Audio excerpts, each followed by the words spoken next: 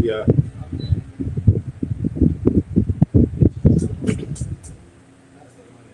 I had a fucking topic that I wanted to start with, but then I didn't write it down because I was like, I want to write it down and mess around and be on the board. And that's not on the board. And I didn't write it down, so I can't remember it.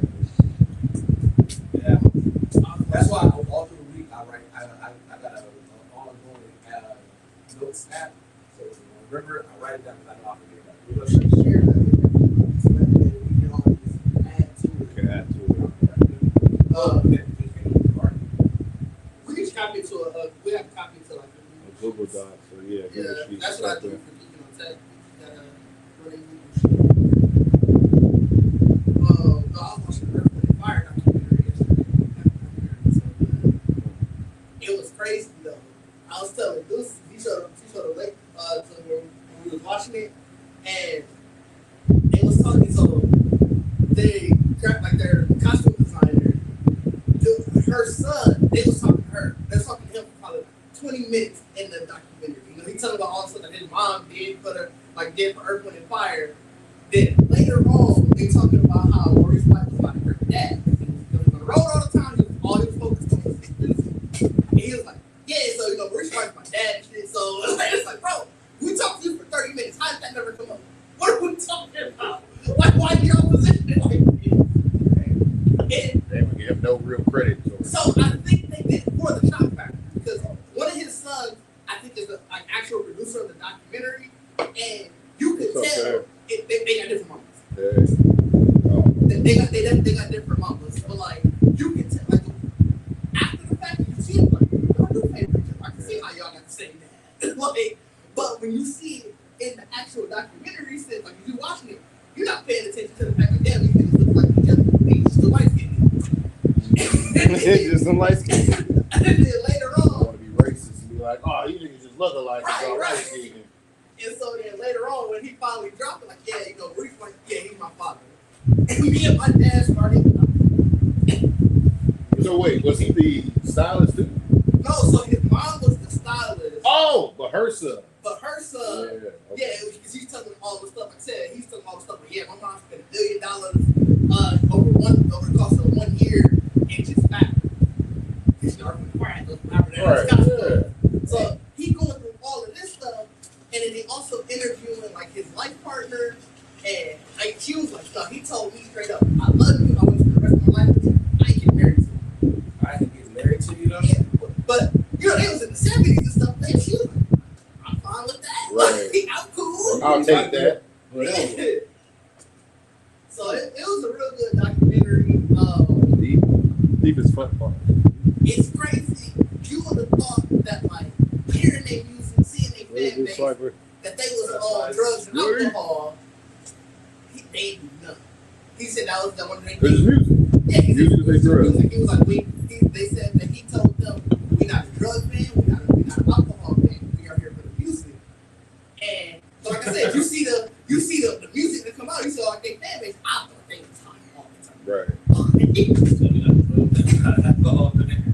We gonna make it on talent alone. The fact is, you gotta say that.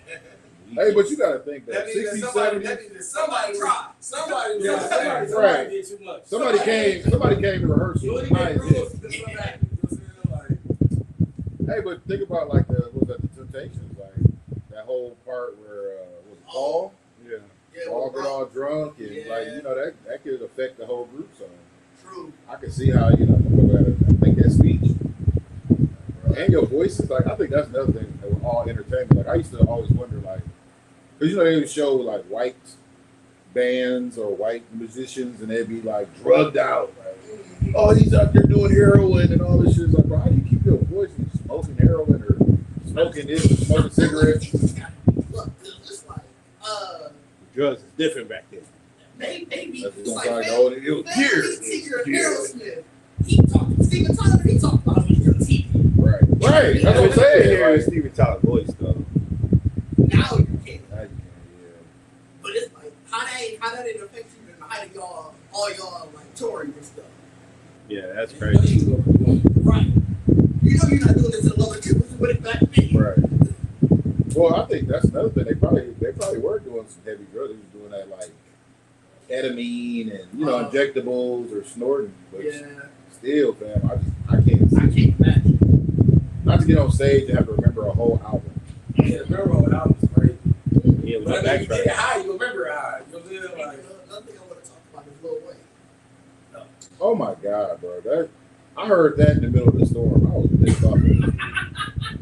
But it makes sense though, because he did that before, where like he was in an interview and somebody asked him about a song, and he was like, "What? Who did that?" He was like, "You. That's your song." He was like, like when he gonna say something, like, I still didn't hear nothing, but it's just the fact that it's at the party. Yeah, Mike Rubin, all white party. and dog, it's the first stop of your tour.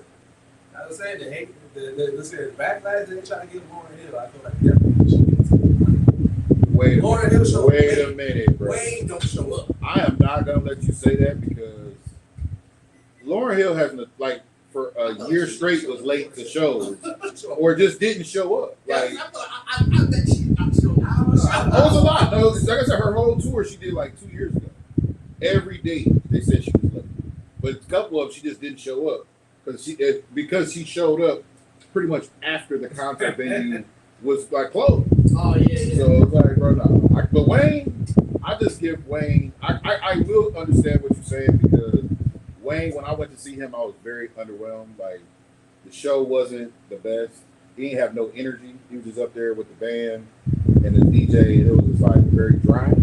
But it was at the Fiserv, so it didn't make sense. It was like, well, you could have had all kind of pyrotechnics, dancers. You could have did it all, and he was just up there very lazy, like. Wayne Man, he was. Oh, it was. So I feel like Wayne been off all that shit. Since Fire, man, they ain't been fire on stage. Well, lights or something. You go with the rock songs? That's what I'm saying. Like even those songs, it was dark, bro. That's crazy. I feel like this nigga never did no none of his rock songs with rock band. I saw one performance where it might have been. For the most part, he performed with just his, he got like his drummer and guitarist. Right. He played the guitar too. Right. Shit. So for the most part, it's just him on stage with like his one-man band. I definitely would have thought some of his rock songs had some type of But I think in comparison to like Juvenile and how Juvenile and Manny did their tour last year, like bro, it was entertaining. You know what I'm saying? It was something. It was something more than just sitting up there, playing music. Like, that's what I can't do. It's a vibe. It's like French Montana. People, you don't go to a French Montana concert and expect a show. You expect him to be on stage vibing with y'all while y'all doing the music together. Bringing the cheeks out.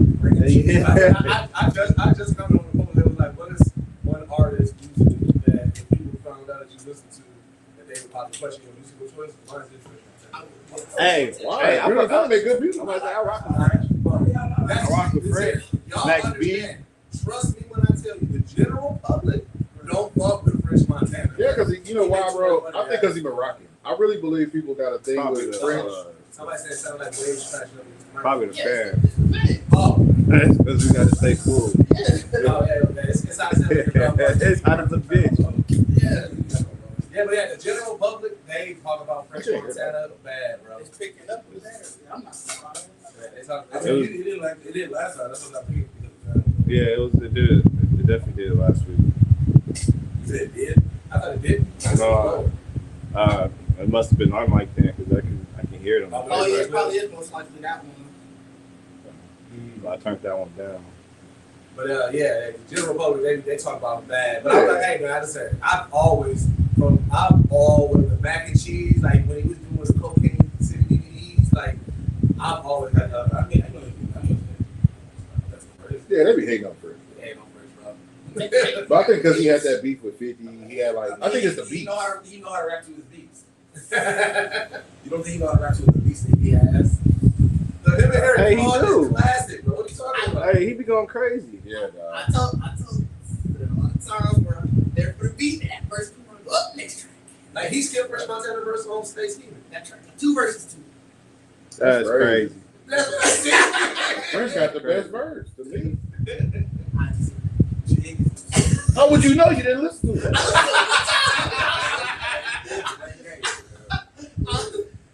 I don't hate them. There are some tracks I'm like, okay, this is cool.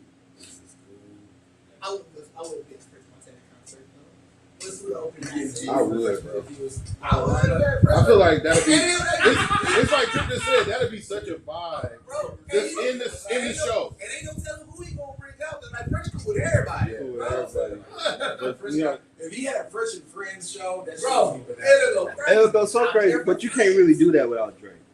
And I think he would have to do that without Well, Drake. remember Fresh still is cool with Drake though. Yeah, but his friends. I know his Fresh friends ain't because Fresh ain't never said nothing about Drake. It was Rick Ross that was like what I believe what happened with the whole song shit. I feel like Fresh was like, damn man, like yeah, Drake ain't gonna let me use it. And then Ross jumped out the window and made it public, and everybody was sitting there like, hey man, I was just talking to you. I get it. I understand. Niggas want to go viral too. Niggas want to get spicy too. Because like Fresh ain't never talked about it. He was just hitting the Ross like, damn, bro, I thought we was cool, but whatever. I mean, he only did one time, but everybody put it together like, so you ain't care? Ross talked about it? Like, no, Ross was talking. Like, Ross jumped out the window with it, done. That's Ross money, bro. That is Ross money, bro. I ain't gonna hold you. I did enjoy seeing him, like, try to change the conversation around him, like, flying coach and shit like that. Like, when he used to, because, like, you know, they called him flying coach. And so, I feel like the nigga just doing a goddamn Shad Moss moment. No, so what it was is somebody called him flying coach, right? So then he started flipping it, right? So then he started doing videos. He was like, look, I don't want anybody to know, but like, I want nobody to catch me chewing. I gotta go into a Sam's Club real quick. That's what Shad was doing. No. Shad was doing it like, oh, I hope nobody sees me. Ross said at that point, he was like, since y'all want to capture footage of me doing that, I'm letting y'all know I'm gonna be in Sam's Club just in case if anybody want to take a photo real quick and try to expose me because you know millionaires also gotta get bulk napkins like that. But Shad was different because remember he. Mm-hmm. And then someone backdoored him and said, "Nah, nigga, we see on the you same flight, like you're not private." So and a lot of his stuff, like he was walking in front of a group of people, like, oh, they don't even know it's me, and it was like, bro, what are you doing, bro? Why are you filming it? I feel like that's the same thing all again. Like I saw Rick one. Like I'm outside. I'm like, right. Oh yeah, like, to me that was more a response to like, hey, y'all, all right, let me chill, y'all. Like it's been pretty hilarious, bro. But shit. Hold on 1 second. Everything good? I don't know. I think it was a pocket dial. So I'm just gonna say, hey, just in case you try to call a second time. Oh, who that mom's? Yeah, I'm pretty sure it's a pocket dial. Do it. Look, JP said it this much. She said a bit better. a bit Yeah, she messaged me directly. Probably. They saying it's much better than Okay, Yeah, that's the fine then. Maybe she got headphones on. Once I got it on too. Okay, that's perfect then. I just told her, I was like, look, we got to deal with the ones. Now, maybe I'm she not trying to delayed. die. Even though I mean, like I said, that's fair. I mean, we could have pushed the fan farther That's back. it wasn't Like, on that was multi-track. Oh, You said I what? just turned it on multi-track. that'll help too. Yeah, Yeah. that'll do it. Yeah, I wasn't trying to die, so it was like at some level. No, I mean, it's actually getting to an even Steven for me right now. You know what I'm saying? Like, So you felt the change. Nigga said I felt the change, man. I'm like, I know this nigga ain't about to turn nothing off. Like, you can turn down. I said I felt bad. Oh yeah, she said yeah. I'm about to turn it back up. Y'all, it's actually that little ass fan underwater. Y'all should actually have over there too. You can plug them over there. That Yeah. little table fan. Oh yeah, that's the I used to have. That's the I used to keep right in front of me. We could get started once he sit back down there. Yeah, man, it was a good ass topic. That's gonna eat at you all podcast. Nah, it wasn't sports related. I don't think. It was like I was asking y'all favorites something. I'm kind of glad you couldn't remember that. Favorites off the top of the dome is rough. But you know what? I realized about this group, man. Like I be here for the spontaneous favorites. So, every time I throw out a favorite, y'all be like, man, we gotta think about it. Favorites change every day, That's though. there's It's very a few favorite things, thing. but Right. I mean, it is But a favorite. there are very few things that's like an everlasting favorite. Like my favorite video game has been Ninja Gaiden 2 for years, so that's one thing that's everlasting. Right. But a lot of other stuff, it's like, well, what kind of moment in life am I in? No, that's what I'm saying. I can say in the moment what my favorite would be, and be confident with it without having to deep thought it. See, I can't do that because I'm like, you're entitled to favorite. That requires deep thought. And it really, like for me, it really is. It's really where my mind at that moment you asked me. Yeah.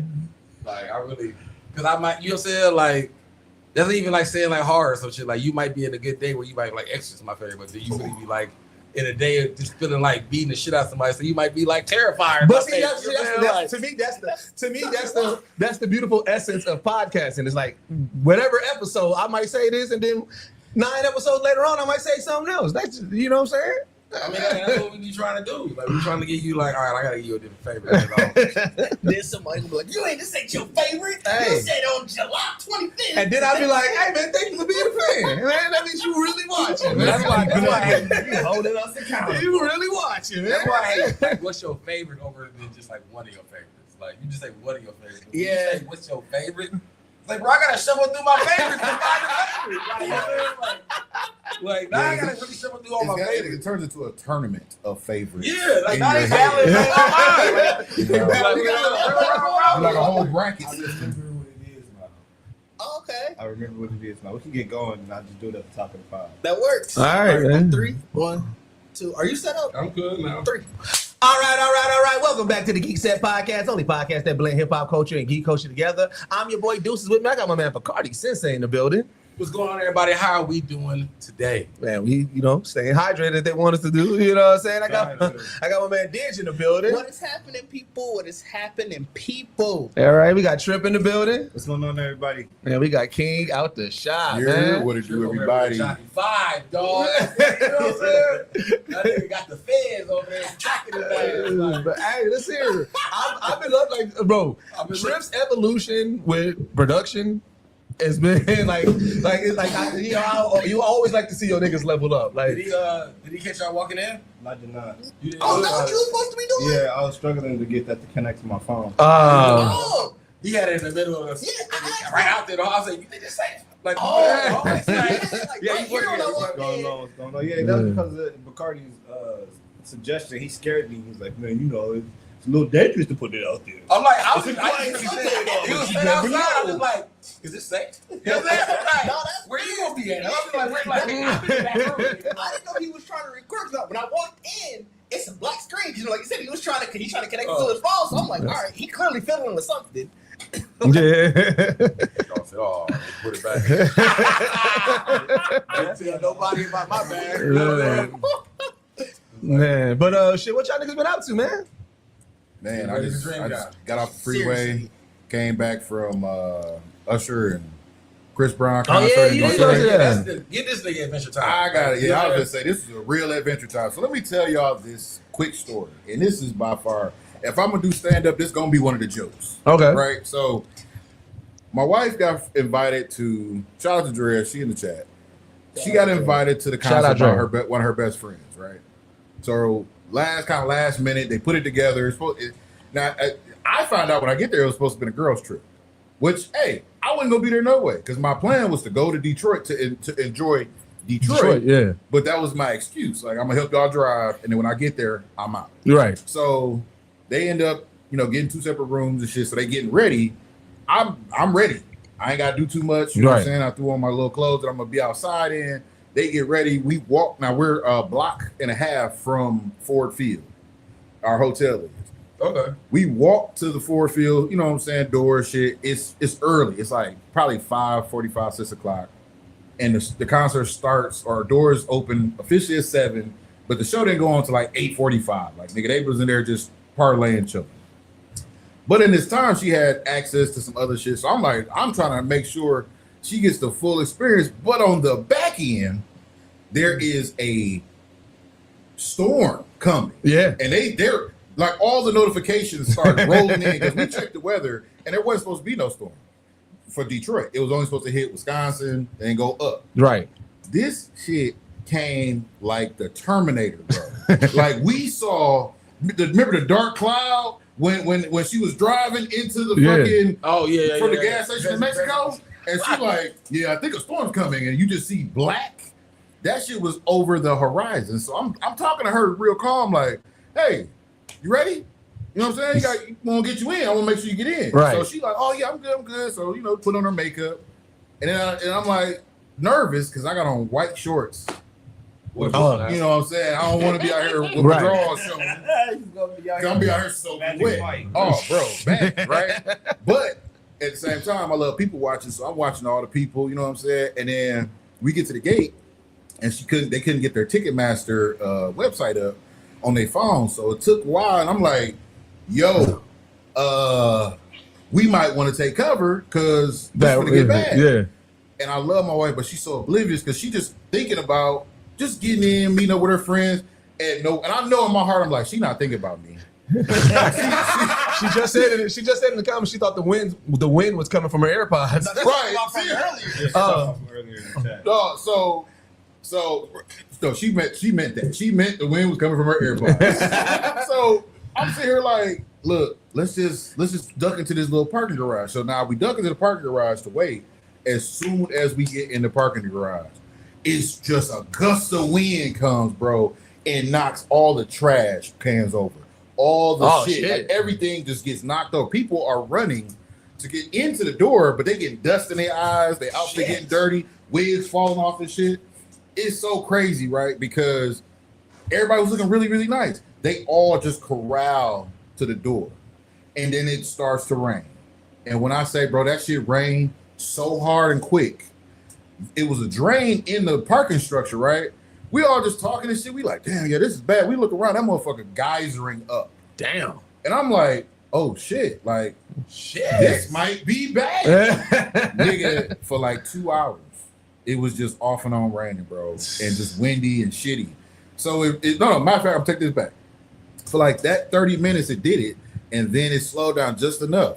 So her friends sent her the ticket or whatever. They got situated. I was able to walk her up to get in the door. She was dry. They was good. As soon as she got in the door, it started sprinkling again.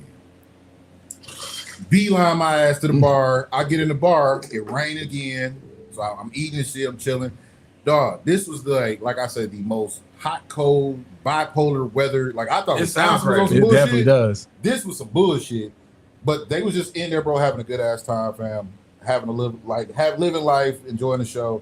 It was to me, I didn't care because I wasn't rained on. Like my white pants didn't get wet, so I was good. I mean, that's really all that matters. That's all that matters. Yeah. But when I tell you the video, I posted a video on TikTok. Yeah, I saw. Nigga, the responses and the people, it went crazy because everybody that was like, it was at the moment, but you could tell motherfuckers in that theater. I mean, inside the stadium, soaked from head to toe. Soap, fam, just like I feel that corral at the door had to have been crazy. And like you definitely hit somebody. You At least it wasn't. I think somebody was talking about it in the comments on your video.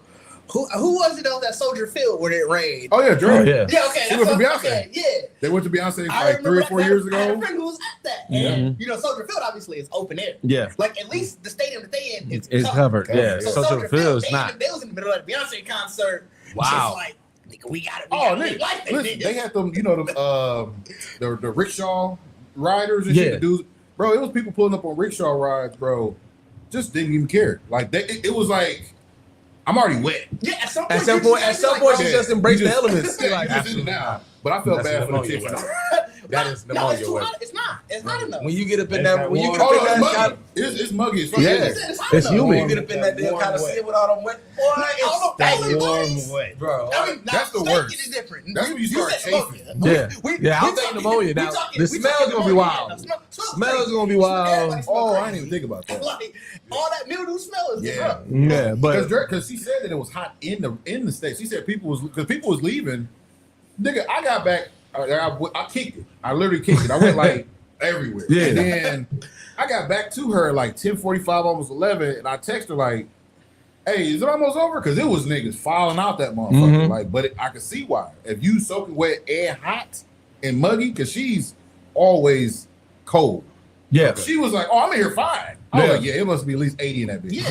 Yeah. All Gotta those be. bodies you gotta figure. And y'all in here dancing, twerking. Yeah, dancing. Yeah. The You still dancing, swinging that wet ass hair all over the place. Hey. what else you What gonna else do? you gonna Sit do? your Yeah, ass the down. party, Oh, nigga. nigga. People travel for that. Fuck that. I'm turning up. You Having just a good gotta time. deal. It Obviously. happened at the Millennium Tour back in April when Brittany and I got there right as the fucking storm clouds came over, and we parked in the parking structure that connects to the Pfizer. Yeah. We had to walk outside, and everybody that got out the car at the same time of us It's like, oh man, it's gonna be a nice little walk. As soon as they said that, it's just fucking. Now, see, that's a time where you got to worry about pneumonia. April in Milwaukee, they Yeah. theoretically still be Yeah. up. Right. Watching all those people get drenched and trying to hurry up and rush through the door. I'm like, damn. And then the temp drop at night too. In Yeah, Milwaukee. that's what I'm saying. Like, that's a pneumonia word. Nasty work all around. But that was the beautiful thing. The weather was beautiful outside. Mhm. Like when it was all said and done, we kicked it a little bit, bro. Had a good time. Got some food. Yeah, the rain and like the storms, they went through quick. It just when they went through, Yeah. they went through rough. Yeah. Well, and it was like it was the wind that came first. Because the wind hit, and then normally the wind is followed by rain right away. Yeah. Bro, it was like at least 20 minutes of just high wind. Yeah. Of 70-mile-an-hour gusts. Just knocking shit over. Yeah, my guy, he was like, "Hey, you hear this wind outside?" Like we was playing the game online. I'm like, "No." I go look, Bro, so at the gig I'm at, like our break room is like up. It's elevated up and it's a fishbowl. It's windows all around right up there off the freeway. So I literally saw the shelf cloud coming, and then all of a sudden you hear that window just. I was like, bro, what the fuck is going on, bro? And like that wind was crazy, and then rain. I couldn't even see across the freeway.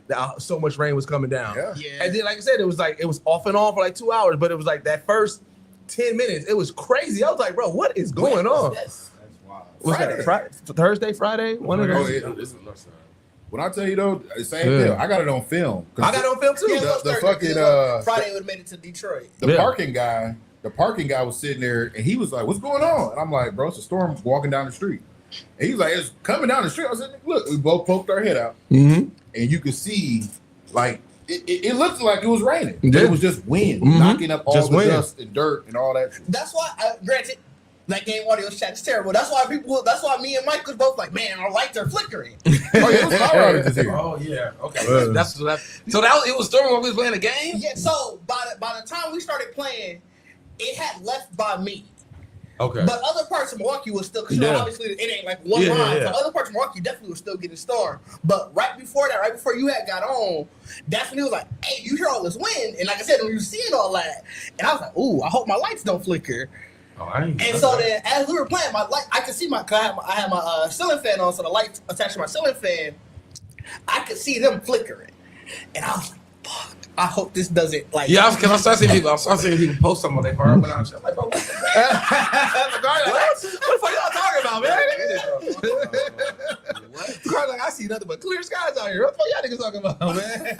I do want to jump around real quick because I know we got two topics that are gonna take up the most of it. But All right, let me get my favorite out oh there. yeah, you did have something, yeah. All right, so yesterday was the 4th of July, right? So I was Right. sitting there watching, and I'm watching one of my favorite movies of all time. I'm like, okay, so do y'all have a favorite movie that reminds y'all of the 4th of July? Independence Day. That's the movie I was watching all day yesterday. I Was love you fucking watching it on Independence Day. TNT? I was watching it on TNT at We was first. watching it on TNT at the same time. Yeah, I watched it on Independence. TNT at first, man. It's technically on Disney. So I'm Yeah. watching it Oh, is it? on Yeah, Okay. Independence If my Day is dad one of would've those. known, we would have left TNT. Yeah. He was mad. Independence Day is one of those movies that I throw in the bracket of when it's on, even if it's on TV, I'm gonna watch it. I'm Yeah. gonna sit down and Yeah. watch it. Yeah, mine is gonna be super high. Mine is Live Free Die Hard because it happens on Independence Day in the movie. Yeah. But we love Which one? in my house we love Die Hard. Oh, Die Hard. Yeah, Live Free Die Hard. Oh, Live Free Die Hard. Oh yeah, that was third one. Mhm. No, it's fourth one. Yeah, the fourth The one. Dre loves the third Son. one, and I love the fourth one. It's definitely, and for me, it's Independence Day. I think just because. I love that movie, but it don't remind me of Independence Day. It reminds me of Aliens. Like I I just, think it's just that you know what I mean? Like it's one of my favorite Will Smith It movies. happens during that time. Yeah. I remember the movie came out during that time.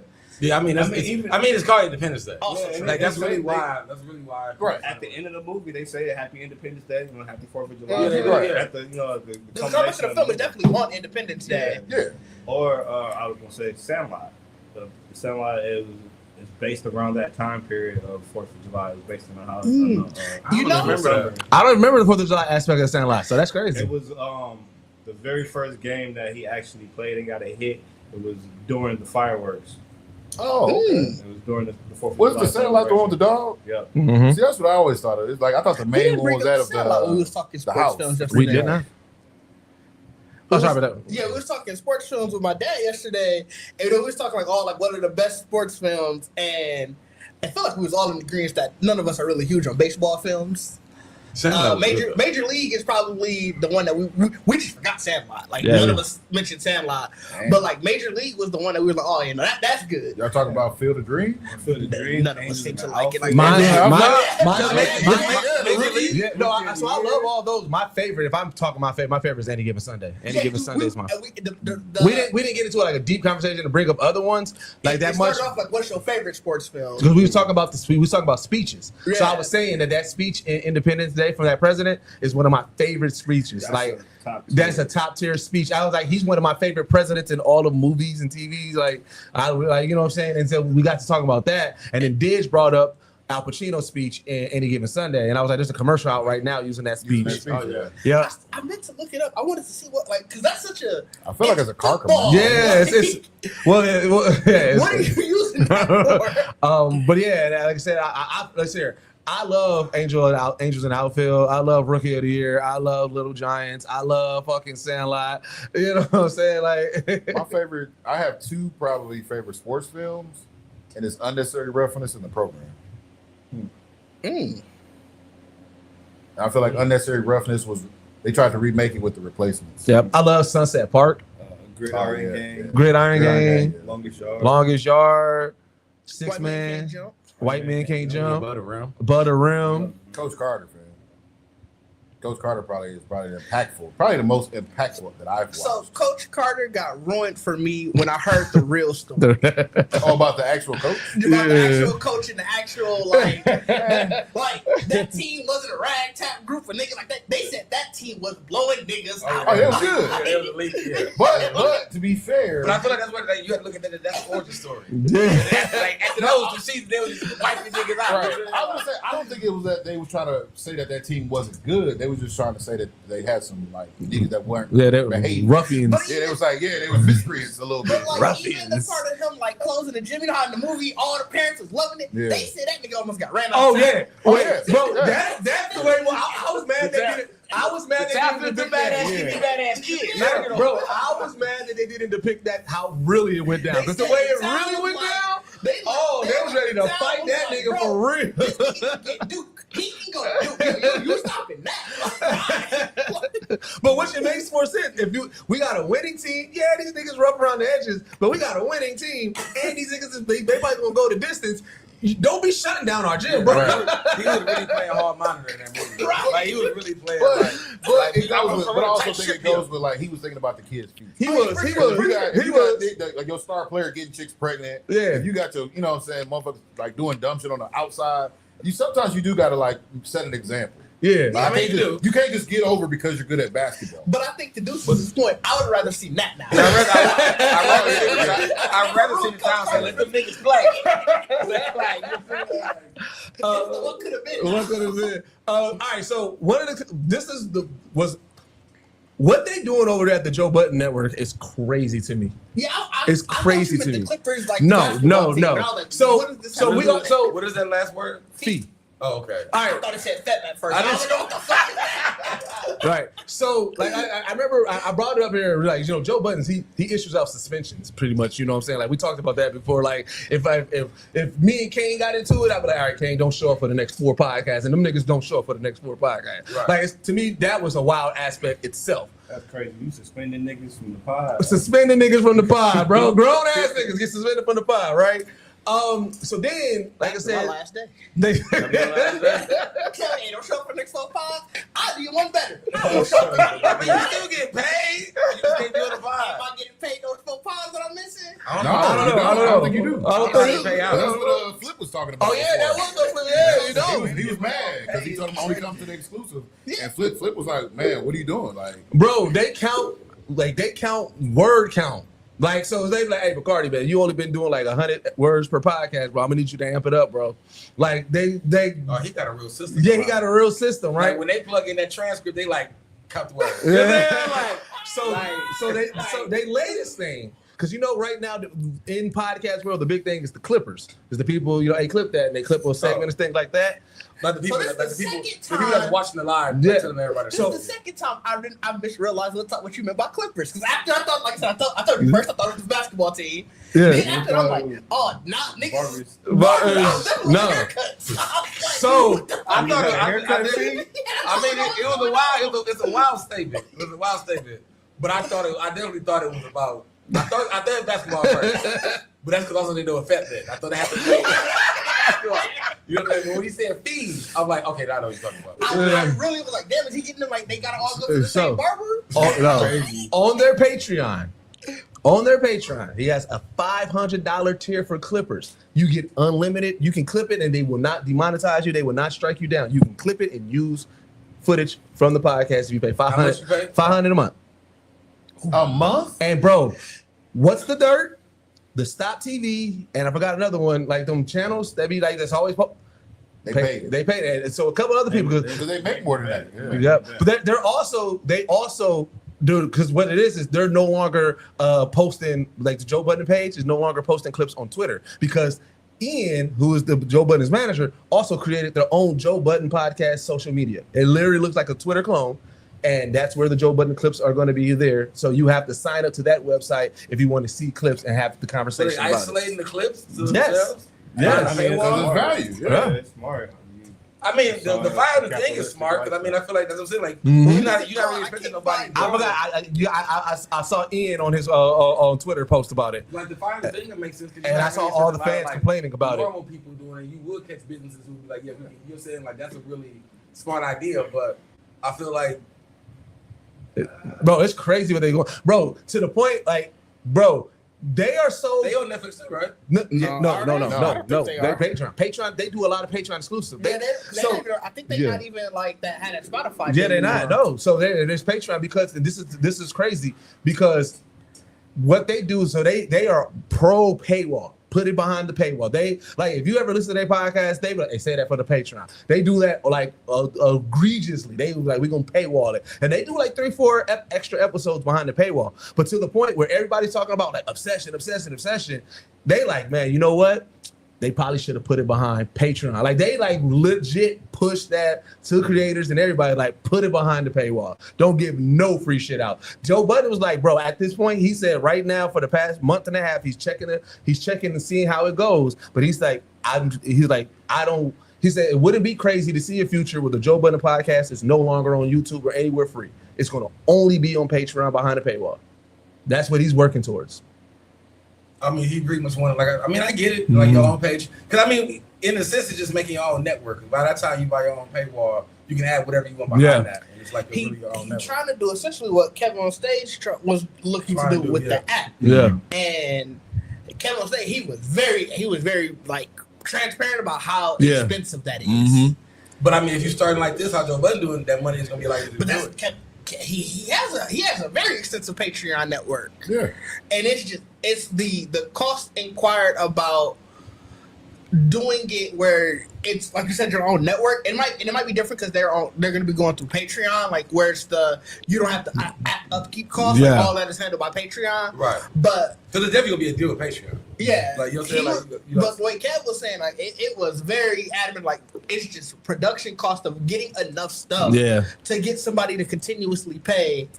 I mean, which is really crazy because he doesn't have much, but like you're saying, like I know I mean, he if has you shows, think like they other shows. Who? like Joe Budden, like I know. Oh, he- sure. They got a shit ton that they do. They do so they got the Joe Budden podcast, and then like all the extra podcasts. They actually have a recap where they actually watch old episodes and break it down like a Sports Center type of situation. They old podcast? Of their old podcast. And literally them watching it and saying like, bro, like why did you say that? And like you breaking it down, and like they do that. I don't know if they got the improper improv still. That was Flip's thing that was over there. But it was like pretty much like anybody who is in that Joe Budden network, if you do anything spinoff, is under the Joe Budden umbrella and it's on Patreon. So they got a couple of stuff over there. And if I'm not mistaken, to Joe Budden's defense, I do believe he's a more popular creator in Patreon than Kev. I do believe that, if I'm not mistaken, Joe Budden might be number one in Patreon. If I'm not So mistaken. that's definitely a benefit to him. Like I said, It's crazy. I know that's Just see it ambitious from as hell. when I saw the 500 tag, I was like, damn. I mean, but it wouldn't be for you. That's why I said I get it. It's the media outlet. Like, Yeah. literally a media outlet. It's because you let y'all clip whatever y'all. It's like that is an actual if you know you got enough media outlets that really want the shit y'all doing, that's a perfect thing to do. And that's TMZ, all them was like, yeah, we pay fine to get, you know what I'm saying? Like now we get first dibs on whatever we want to clip. Right. In hip hop media, his podcast is probably his Rory and Malls is more so people be like, look what the fuck these niggas saying. But the Joe Budden in them podcasts, that one gets circulated around, and it's usually is at the cups of all conversations hip hop. Like I know, like right now, the big thing that everybody's debating is this whole Lupe Kendrick thing, which is the craziest scenario. Because I thought it was Lupe Nas. Nah, so it was Kendrick. And what's crazy is Kendrick ain't said. Lupe said it. Yes, it's Lupe. It's all Lupe. Kendrick ain't said one word about Lupe. No, but I'm saying he that. From what I gathered, it stemmed from Lupe was mad that Kendrick left his name out of the Control verse, and ever since the Control verse, Lupe has been chipping away at like what Kendrick is, like his artistry, saying that there's 100 rappers that can rap better than Kendrick, like since Control. No, it's not. And I said, why is Lupe going down this path? That's not real. Yeah. Lupe going outside. Lupe going outside, bro. His argument is so weak. He said, but it's he's nitpicking his yeah, argument. He's so nitpicking. What he's saying is he said he's more technical. He was like, he has better production than me. He has, a better label. Like he has better albums, a better discography, but he's not a better deliverer than me. Yeah, my rapping skill is better than his. I mean, which to me is the pettiest shit you could say because it's all contingent on a song. Because first of all, if you mad you wasn't mentioned in the Control verse, you ain't mad at Kendrick. You shouldn't talk about why you better than everybody else that you mentioned in the Controller. Right. Tell me how you better than Big Sean on him. Even if that is the case, it's like he mentioned people who were actively doing a lot at that time. He was holding the samurai on Twitter. I said, Lupe, my guy. I love Lupe. I love his music. But Lupe been kind of on the slow crash out. Well, ever since Lasers. But even outside of that, he mentioned his generation of rappers. Wale, Big Sean, Drake. This is all the generation he came in. Lupe had a whole decade over Kendrick, bro. Like, Lupe didn't mention Hov. He didn't mention Eminem. He didn't mention Wayne. The whole Lasers fiasco. I mean, Kendrick didn't. It's been a slow crash out ever since. Mm-hmm. And it's just I hate to see it. I mean, hey man, let's be real. I know y'all gonna go down this route, and I know I'm the resident. Oh, you finna say Lupe trash? Okay. let me preface what I say because I got friends who are hardcore Lupe fans, and they know my stance, and they understand. I'm not saying Lupe is trash. What I'm saying is, to me, Lupe is the most unmotivated rapper I've ever heard in my life. Because you could be great, but you'd rather do a lot of talking or interviews or projects or this and that than just actually making albums. I mean, he got a class now too, so exactly. So that's what I'm like. For me, it's like, and that's what they base it off of. Because like I said, shout out to Mickey. Mickey, was paying mediators, just kind of breaking it down. But yeah, that's what Lupe's argument is. The technical. Mickey stayed neutral. He just broke down what Lupe was trying to say. He was just yeah. What it is that like he definitely knows crazy. He played it neutral, but he was breaking down what Lupe was saying. He was like, pretty much it's the technicality. He's like, yeah, when you're doing double on time, like all that, like he's breaking that down. Go to that level, I know, and that's why I said. That's what I said. I said so petty. Now your homie looking out for you. But you know what? Here's the thing about Lupe, so this is what people pointed out to me, and I'm like, I don't know if that was about Lupe or not, but because like they were saying that Kendrick did throw some subtle jabs. They were saying that bar when he was like, how you let a conscious nigga go commercial by only making conscious albums, like that whole bar and shit like that. They were saying that was about Lupe, and I was like, I don't recall that. But that could be anybody. That could be Wale. I mean, that was Lupe crash out though. Yeah, it could be Common. Like it's so many conscious rappers that only did. Well, so I wanted to get into that because Lupe has been fighting against commercial. So a big thing, and this is some behind the scenes shit that I know, just being close to B.O.B. and everything. B.O.B.'s first two singles at Atlantic was Lupe singles. So that Nothing on You, and then that what's the other one with it was Nothing on You. Magic? It's the Airplanes. Airplanes. That was the second single. No, Nothing on You and Airplanes, right? They gave it to Lupe. I'm talking about because they already had the Bruno Mars hook. They had what's the old girl that played on Airplanes? Haley Williams. They already had the hook, the beat, and everything. Lupe just had to fill in the what's the name, and he didn't want to. B.O.B. just signed his deal with Atlantic Grand Hustle. And so they said they gave it to B.O.B. and he did They it. made So the that's right why decision. Lupe and B.O.B. when they first came out, Lupe, the energy that he's giving Kendrick, he was kind of giving it to B.O.B. because he was like, "Oh yeah, you done sold out." Because they did B.O.B. they a had the conscious song. rapper? B.O.B. B.O.B. Now B.O.B. is a conspiracy theorist. B.O.B. definitely, yeah, he was Early B.O.B. was for he sure. was definitely a conscious rapper. A conscious Atlanta rapper, so it still had Yeah, that bounce in his Okay, yeah. But that's crazy. Yeah, They had the song together. Yes. On was that on the B.O.B. second or third Yeah. album? But so has Kendrick and Drake. Yeah, so that was and that label Lupe. shit. So that's the thing. It was one sided because, like I said, B.O.B. had no issue with that's Lupe, what I'm saying. but they was both on Atlantic, and Atlantic. Well, he was just mad. But that's the He was mad. He was pretty much calling, in that sense, like B.O.B. like you in the system now, nigga. What do you mean? But Fight, Lupe- fighting the system. Lupe hated his label. He hates And he it. took it out on everybody else. Mhm. And I feel like it's been that ever since. And No, I I mean, it's that's- sad to see. It has been. And that's why I don't fuck with Lupe. Yeah, I mean, Because it don't make sense. Yeah, I It don't- hear that. That's what that's are you what I said. doing? That's what I said. Like a diehard Lupe fan sounds bananas. Oh, I got a couple niggas go, they die hard Lupe fans. How do you be that? Bro, they just because When they the last support- time Lupe even dropped it's the something? rebellious factor of it.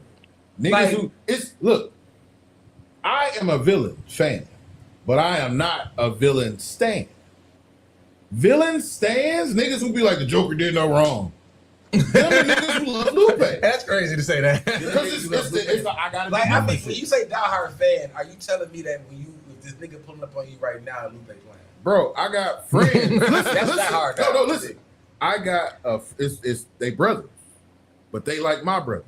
Them niggas just went and saw Lupe in Chicago. The one we cut Yeah. out the crowd. Yes, they was just there. And Why what did he cuss out the crowd? So he did. So he performed Kick Push 2, and that he, was his first mistake. and he forgot some of the lyrics. And then he went on his rant like, "Hey man, we supposed to be in stadiums, man. Like y'all bootleg my shit. That's why. How am I supposed to remember this? And this is what's supposed to come out. That if y'all wouldn't have bootleg my stuff, I would have been bigger. And we supposed to be in stadiums. Like everybody was like, what? bro, I asked my listen, that happened, right? But my nigga still said, bro, this is one of the greatest shows I've ever seen. That shit was great, bro. That's That what I means, said, that bro. means he was in the stand like I ain't bootlegging your shit. I ain't bootlegging Lupe. Like, That's the stand. That's the stand, bro. you probably look at another nigga like you look like a nigga that bootleg this shit. Nigga, I should whoop your motherfucker. Like, Why did he play Kick Push 2? I don't know. Because I was gonna say, you talking about do you play on like? Hey, so Kick Push is still in my playlist. A lot of Yeah. Lupe tracks are that's the still only. in my playlist. It's really like two songs. Right? Oh no, Kick Oh, Push is Kick in Push, mine. Daydreaming. Daydreaming. I love fucking Yeah. Daydreaming. What's the one with him and Hip Hop Saved My Life. Yeah, Hip Hop That's Saved My Life. That's not Yeah, my my that's favorite. a good one. That's But actually the one was it? Damn it, that's from the second album where he tells the story of Cool. Oh, yeah. Oh, yeah, story of Cool. The cool. Yeah. The cool is actually that's actually one of my Mhm. See that? You know what's fucked up? When I was going through that storm, my phone reset and my old Apple account showed up, and that's where my Lupe, Yeah. all that older clips and all yeah. that is there. And I had that nostalgic moment, bro. Well, you know, his first was French. Literally, that was one of the first tracks on my shit. But it was weird because when you just said that, it dawned on me like, damn, that shit was in my. It's no longer there. Mhm. I don't know fair. why, but it was that. It was one of my staple songs. Yeah, it's still in my playlist. Like, you know, you pull up on me at the right time. Yeah. and you might hit that song. Like, that's all. I mean, I was like, you cold. He's like, it's in my playlist. Like, I'm like, that mean you had that. You either put that in there recently, or you had that playlist for a long time, Bro, That- because Daydream was like my first iPhone. Like my first time I logged into Apple Music, So this that was one of playlist- them. Nigga, I was playing Daydreaming shit on the fucking MP3 player. Yep. Right, right. I instantly think Yeah. of MP3 player. This playlist is called. It's literally just That's called. why the niggas lost. That's why the niggas lost the bootleg battles though. MP3 player. MP3, Oh, yeah, You know what I'm saying? LimeWire. Yeah, but no, my playlist it's called Getting Ready, and I've had this playlist since I was in high school. It's just added songs to it. Every so often, I'm like, oh, okay, let's go on my Getting Ready. Getting ready. So it spans genres because it's like when I was in college, you know, it's a lot more upbeat dance tracks because you know that was that era. Yeah. So you got all that. Then you got like some chill stuff. Like it's So your shit go from gangster to conscious to the dance music to cool ass music Little Fergie to in there. techno You know music. what no, I'm saying? ain't no first shit Little Fergie, little Britney Spears, you know what I'm saying? Little Side did it again, you know what I'm saying? That's crazy. Well, speaking of bootlegs, I said let's talk about the Sony Xbox situation, man. Oh, the discless The thing? disc situation. So it looks like 2020. We talked about it a little Yeah, bit. well, when we talked about it, we kind of talked about it in a micro sense because we were talking about only Grand Theft one Auto. Grand Theft Oh, yeah. Auto. Now we know 2028 is pretty much the birth of no disc. Well, I mean, that's because of Grand Theft Auto. You think it was because of that? Absolutely, bro. When you Well, show I your think- pre-order sales, I don't think it was solely I think because I think Rockstar knew and they I just think- they just yeah, went so they along Beat with the it. punk, yeah. Xbox has talked about wanting to do it. no, yeah, but this was definitely for everybody in that industry to be like, well, let's see what Grand Theft Auto. Like they knew it was Grand Theft Auto was going to do good, but they are the company now that's going to take all the flack. No, So- Sony's taking all the flack, which is Yeah, crazy. Sony- Look, Hell it's yeah, they not are. crazy, but it is crazy to me because everybody is super mad at Sony, and I get it, you know. But consumers kind of do take some of the blame. I mean, we should absolutely. And I think if to your point about GTA, that was probably the first big major game that was like we not doing disc, and it sold 31 million That's what I'm saying. in pre-order. So it's like. At $100 pre-order. Keep me honest on this one, bitch. I hear you, King. You're like, amen, whatever. That's fine. I said the same thing. Hey, you know it happens, but I think you can't be saying like this is solely Sony. Oh no! If I'm agreeing with Sony. I look at it Oh, as damn. I think it stems from retail theft. Oh, Cypher agree with It's, you, by the way. it's stemming from a lot of like PlayStation told Rockstar. Yeah. it's stemming from a lot of market instability when it comes to actually having a physical disc. So I want to help keep me honest on these facts. I saw this online. So from what I saw was with the latest and this was Sony's with the PlayStation, right? They were saying with the PlayStation it was crazy because there was like maybe 80% of the actual console was sold with the disc version, right? Yeah, that's But like 85% of the games was purchased digitally. With digital, right? And so they were saying, it's the same for Xbox. okay, so they were saying it was like, Because I mean, the Series, so the like, Series they X was didn't like, even have a discless one. yes. So if you bought Series X, you got the disc. no S, right? Yeah, the S was the S. Yeah. You had Oh, the the S S you doesn't had have a disc. the S you can get discless or disc, but the Series X was always a disc. Oh, okay. So Yeah. where my biggest gripes is the lack of choice. But when you look at the statute, like let's say if Sony and fucking Microsoft say, all right, well let's sit at the table, let's talk about it. What would be our talking points as fans I mean, to this is them? what, like the only way that you could win this battle, you never gonna win the battle. No. But what nobody can prove to me through TikTok videos, through anything, is a nigga fucking library. Show me that you've been buying physical copies of this.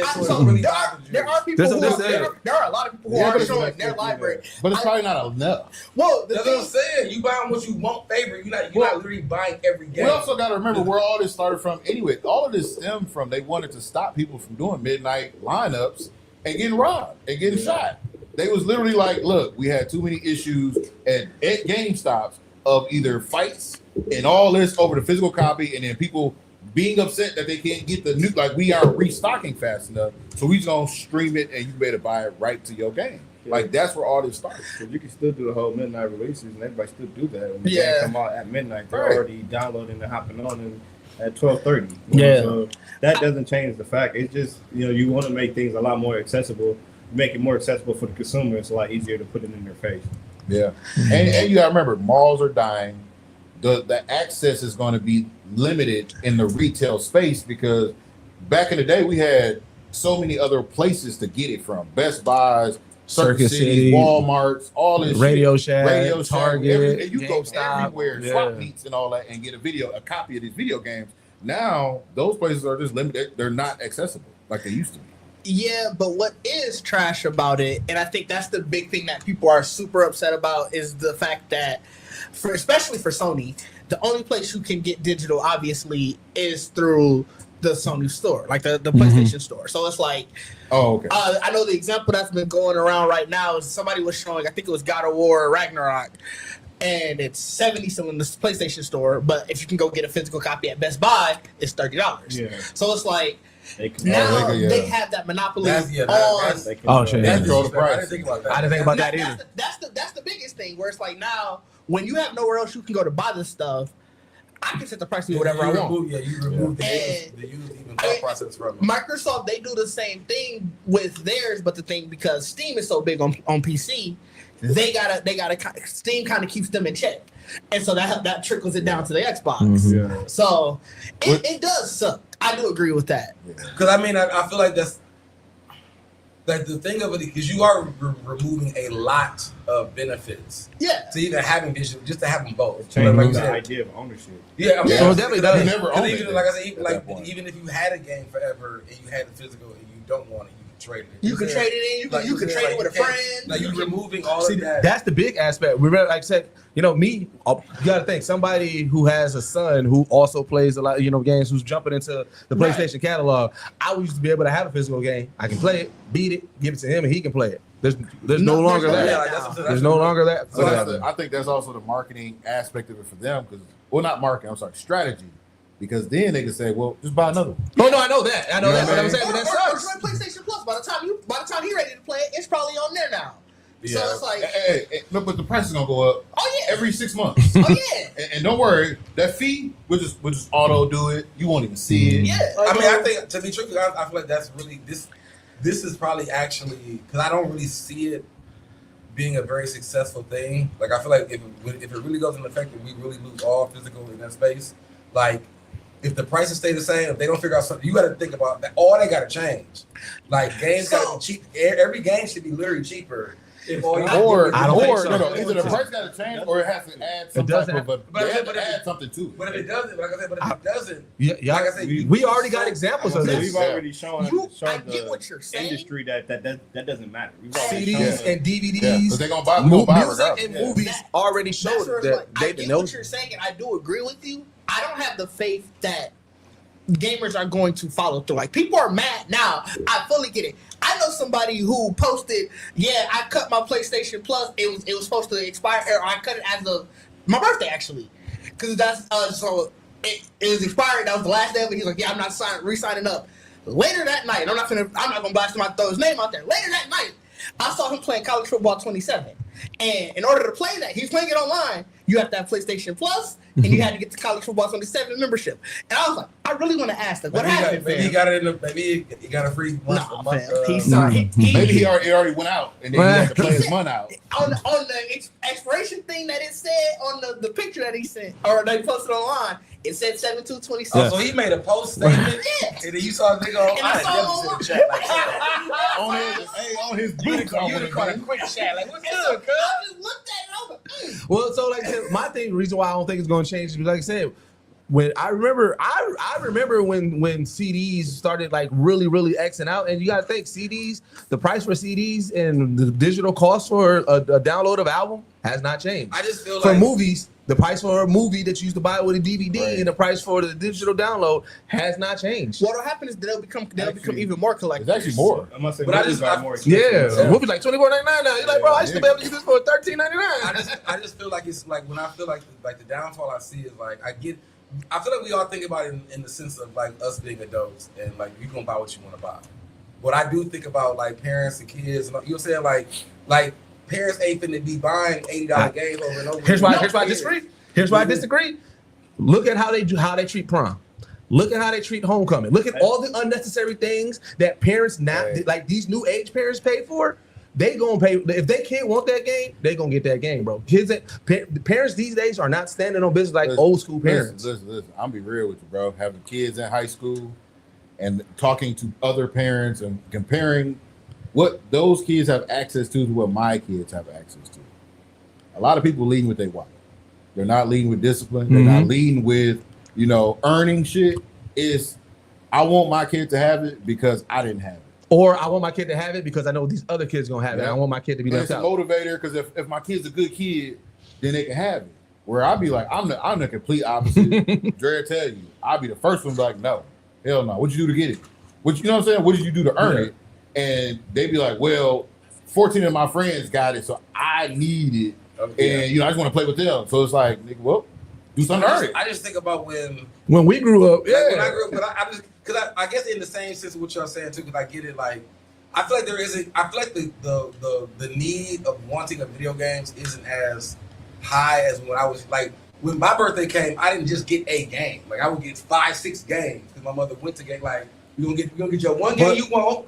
Get a couple of you. They got this little deal. You know what I'm saying? But the difference was when you got those games, there was a lot more things for kids to do. Period. So they knew it wasn't going to be your probably main functionality for most of the summer, where there isn't a lot of that going on out in the streets where kids for like 6 or 8 hours a day outside playing and they come home and play 1 or 2 hours a day. These kids are playing 8 hours a day. And they're in Discord chat. They also just buy one chat. Like They streaming. They streaming. Yeah. That's the big thing. 60% of gamers buy 2 or fewer games a year, and that's now when you still have access to it. Yeah. That's why I don't think that's going to be. So That's probably going to stay the same. That's what I said. Like when I think about it like that, because I'm thinking about it in the space of like when you used to buy, like I need a couple. Like, I said, my mother would buy me 5-6 games, but I'm not finna get no games, bro, for about 3-4 months probably. Keep it real. We was so in it because I have brothers. Nigga, we was renting the games to beat them. In with 7 days. With that week, beat them in that week. You know, we was literally on a mission. Don't cut this motherfucker off. Everybody can play. Like we trying to beat the game. I'm like, GameFly still around. I think that's probably when we end up eating. Because like I said, and you got to remember, in today's era, bro, FOMO is the biggest factor for everything. Events now, like you see marketing based around FOMO. You don't want to miss out. Don't be like, you know, people like so that's the thing. Like a game come out, like you gotta think. Like let's say if this. Well, now we in it. We you know what I'm saying, we in it. There's no more discs, and then it's 2034, and GTA 7 is about to come out. You don't think people's going? Yeah, I know, right?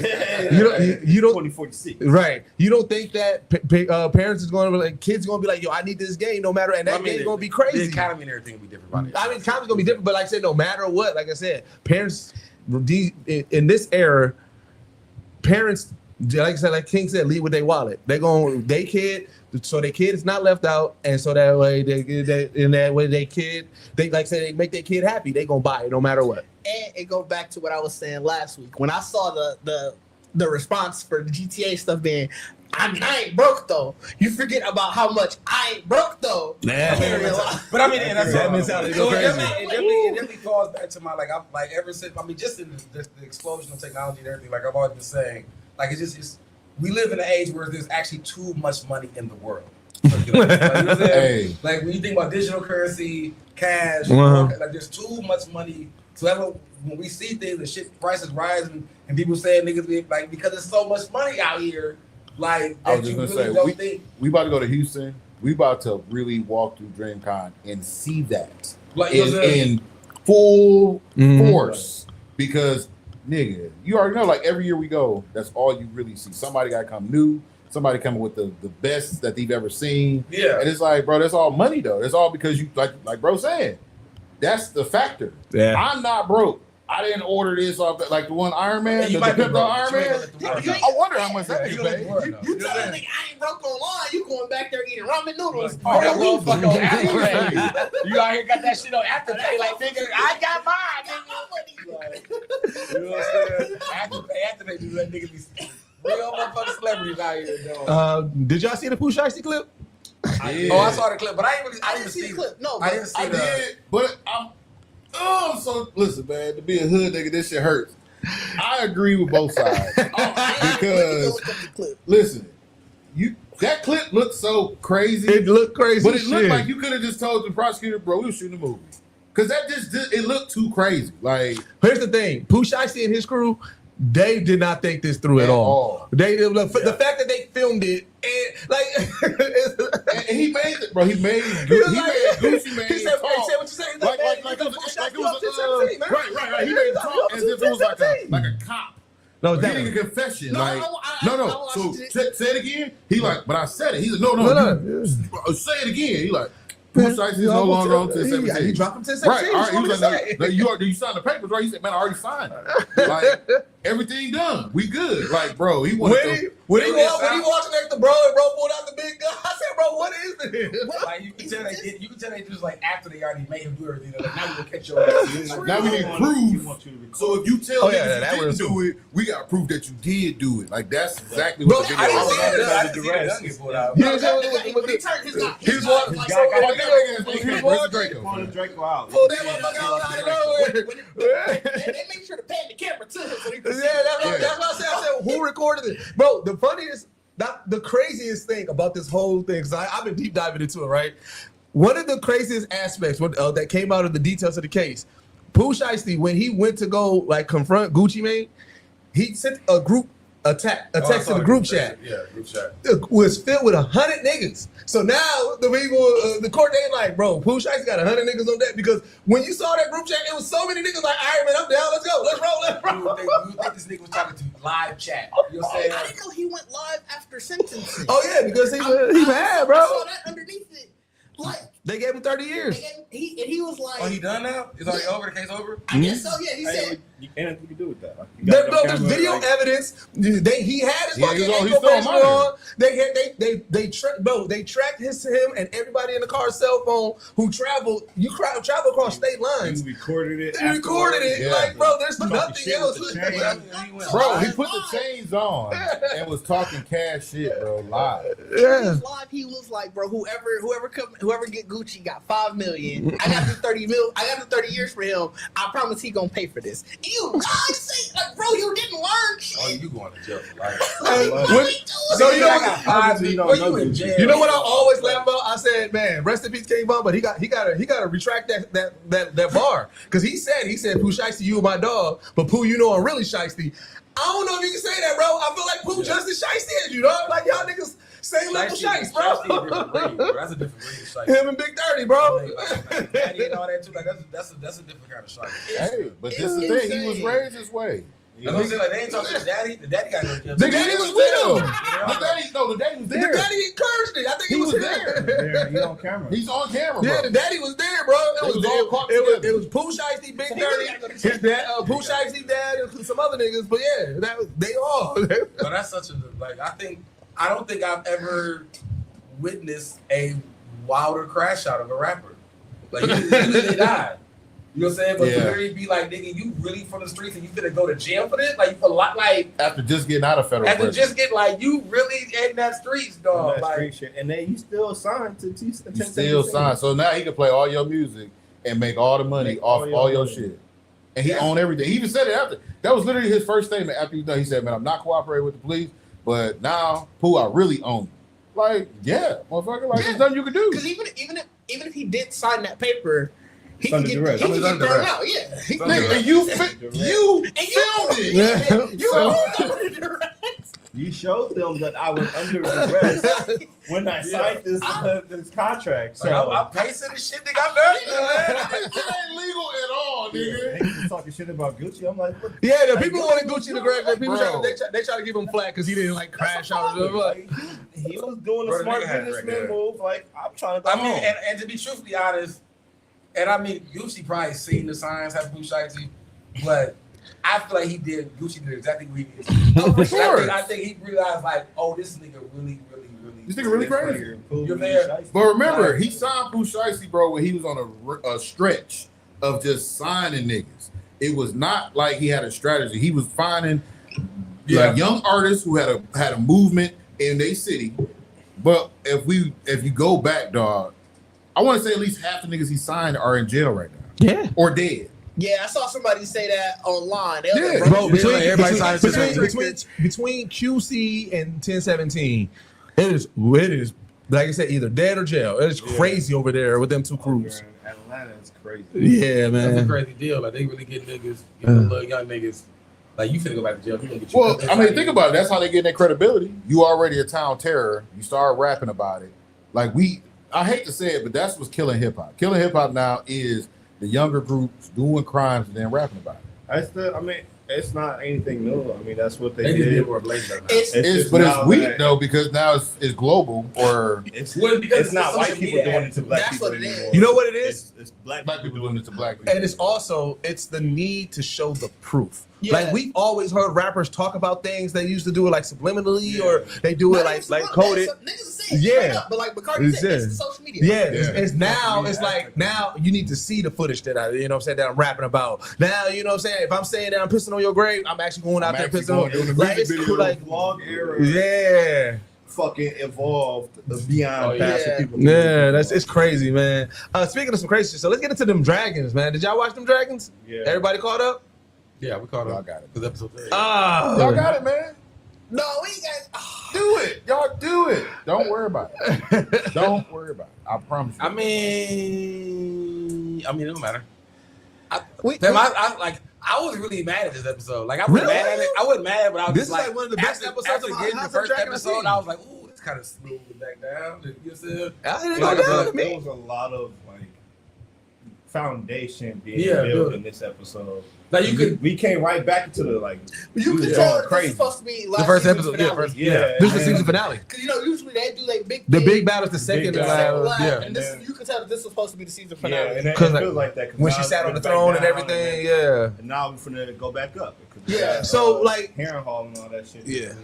You know what's funny? Rewatching Game of Thrones and then watching this, I realized, bro, Harrenhal has been ran down for forever. Now I know that in real life it's a ruins castle, so you know there's not much that they can do. But the fact that everybody wants Harrenhal, everybody's like, hey, so you know what I'm saying? We do this. Give me Harrenhal. And I'm just like, bro, at some point I'd be like, bro, I don't want that. Give me fucking Winterfell or something like a more Well, it's 'cause upkept one. Harrenhal is supposed to be cursed. Yeah. And it's the So- location too. And it's the right? biggest Yeah. castle, is it not mistaken, right? Yeah, so it's the biggest castle in that, and like I said, In the that location. universe. But the reason why it's always run down is it's supposedly has been cursed since the Aegon's conquest, right? Yeah, Aegon's conquering.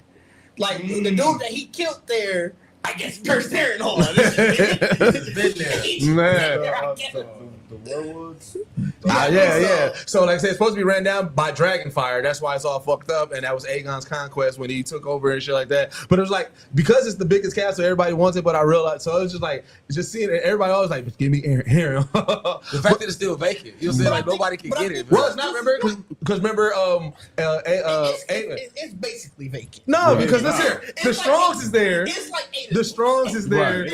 And they ain't a Don't fighting nobody group. even know. You know what I'm saying? Don't even Remember, know. 'cause when Wilson they showed up there, he was like, "Hey man, hey yeah, you the king, bro. We ain't trying to fight you." And like we just like he was like, "Bro, I ain't picked up a sword in decades, man." Show up. You got it. You got it. That was Ring Tuesday. Yeah. Oh shit. Every time, remember last season when David pulled up, And then- Yeah. they be there just killing. They be eating. They was Ain't eating. nobody bothering y'all. Like, They kept killing David with this. they bought a big ass castle nobody come by. You know what I'm saying? They like Oh. all the shit. Nigga walk up on us, they like, But hey, Ray Ray's Okay. performance, bro, because like when she was like, "What did you do?" Like that whole speech when she was talking to her baby, Oh, to Jay? I was like, "Oh man!" Like she killed that whole performance, and bro, I really felt the weight of her finally becoming the queen, bro. Yeah. Like, I mean, you gotta be sick of shit at that She point. gave up a lot. mm, You can feel that in that final moment when she finally sits down. You can feel Mhm. the weight of everything that she had to carry for these 3 seasons. yeah, Like even like the whole when she had to finally get her get back, and she did that first swing, and I'm like, I knew that first swing. I knew it wasn't gonna go because she. Hey, hilarious. Bro, can Damon do it? I'm Yeah. not He was like, bro, I don't want to be half half away, and away. then, but she had to like that. Yeah. She had to do that. Like you know what I mean? As Yeah. like, the queen, like she had to be the one to knock that first one out. Yeah. But shit, she gave up a lot for that moment. Yeah. And then like even at the button at the end, like when you see the face off, because remember that was a part of the plan. Yeah. Because they didn't know that. Like, they was like, she like yeah, I'm like you can take over. You know what I'm saying? I think except you can get.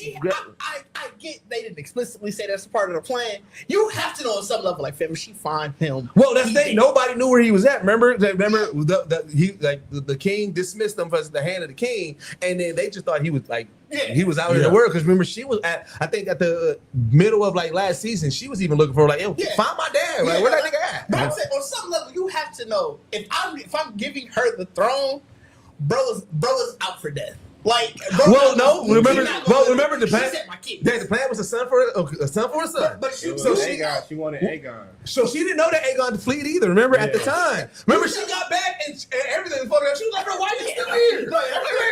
Yeah, it was so much shit going on. What you going on? What you doing here? That if she takes the throne, my pops is gone. Well, they leave though. She thought if I give him Aegon and give her the throne, we good. Which is crazy. We She was good. like, fuck Aegon.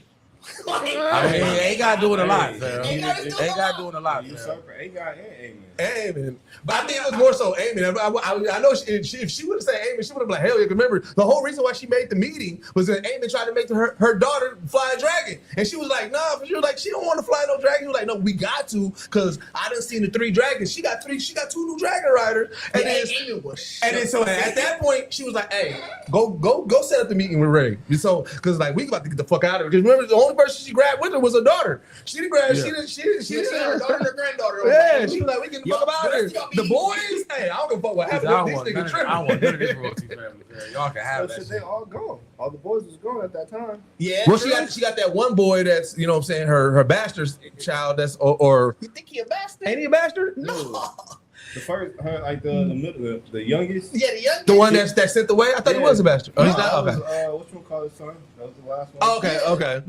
That's why I think everybody got the wrong actor, because they keep showing the picture like, hey, this is him with the like red hair, but apparently they all was supposed to be like had a blonde, like the white blonde hair, and obviously I don't know if you watched the previews for the next episode, they show a little kid with blonde hair. Yeah. So I'm pretty sure that's the one that didn't look to do it from the first episode. Yeah. And then, like I said, hey, she looked so frazzled. Like I said, we gotta talk about it because, like I said, she fucked up. She fucked up. That's I feel like that's really like I can remember. That's like the whole part of the whole episode I remember the most because I was so fucking mad at seeing her walk up to that like she looked so fucking mangy. Like, She went through a lot. And she was like, "Hey, man, just get the fuck up out of here." She's still in the back, like, go. She's still go talk to the people. Tell them we here now. You know what I'm saying? Go She take. still was in the back eating whatever. When it panned and he looked up like, we good? We That's it. He definitely should. Can we get in? He definitely said something like that nigga landed said, no, you go over there. I'm about to eat. You know what I'm Go saying? see if we get in. See if they letting us in tonight. She tried to bargain all kind of shit. I'm like, when she said like, I mean, he already made this his home. Like, I'm just telling y'all, we gonna be quiet. You know what I'm saying? Like, To be fair, she couldn't. He brought a lot of shit. Like, Right. She didn't take the next step. Where it's like, look, I could be here peacefully, or I don't have to. Like I said, she told her, she was like, look here, y'all can't be housed. Yeah, you can do your thing after a while. I just can't let you behind these I gates. mean, the way she looked at me, I was like, you did If I not want to bring be this behind shit these here. gates, what you gonna do? I'm just being courteous, right? I'm letting you know that we here. That is the one thing I'm like, y'all don't talk tough enough. Where you know ain't nobody else here who got another dragon, bro. I'd be talking. I just, You see me in my YN. Let me tell you what. I need she Theater just to not do no more damage, man. Like I feel, I don't I think feel that- like she Theater is eyeballing that place too now. Like, so we gotta fight here. Now? Like, you know what I'm saying? Just like, and she ain't gonna be able to stop him. Like I don't know what to do. Like, Man, she definitely talk about some Drakkar. She's like, what the fuck is she even talking about? I haven't seen. Some weird shit. I burn when I want to burn. She hasn't shown no taming yet. So like I said, right now she's Bro, still. it feels like the dragon tamed her. Yeah, the dragon was definitely like, you know what? You mine. Pet human now. Because like my thing is when the battle eventually I mean we already at war, but it was like what do you do with sheep stealer?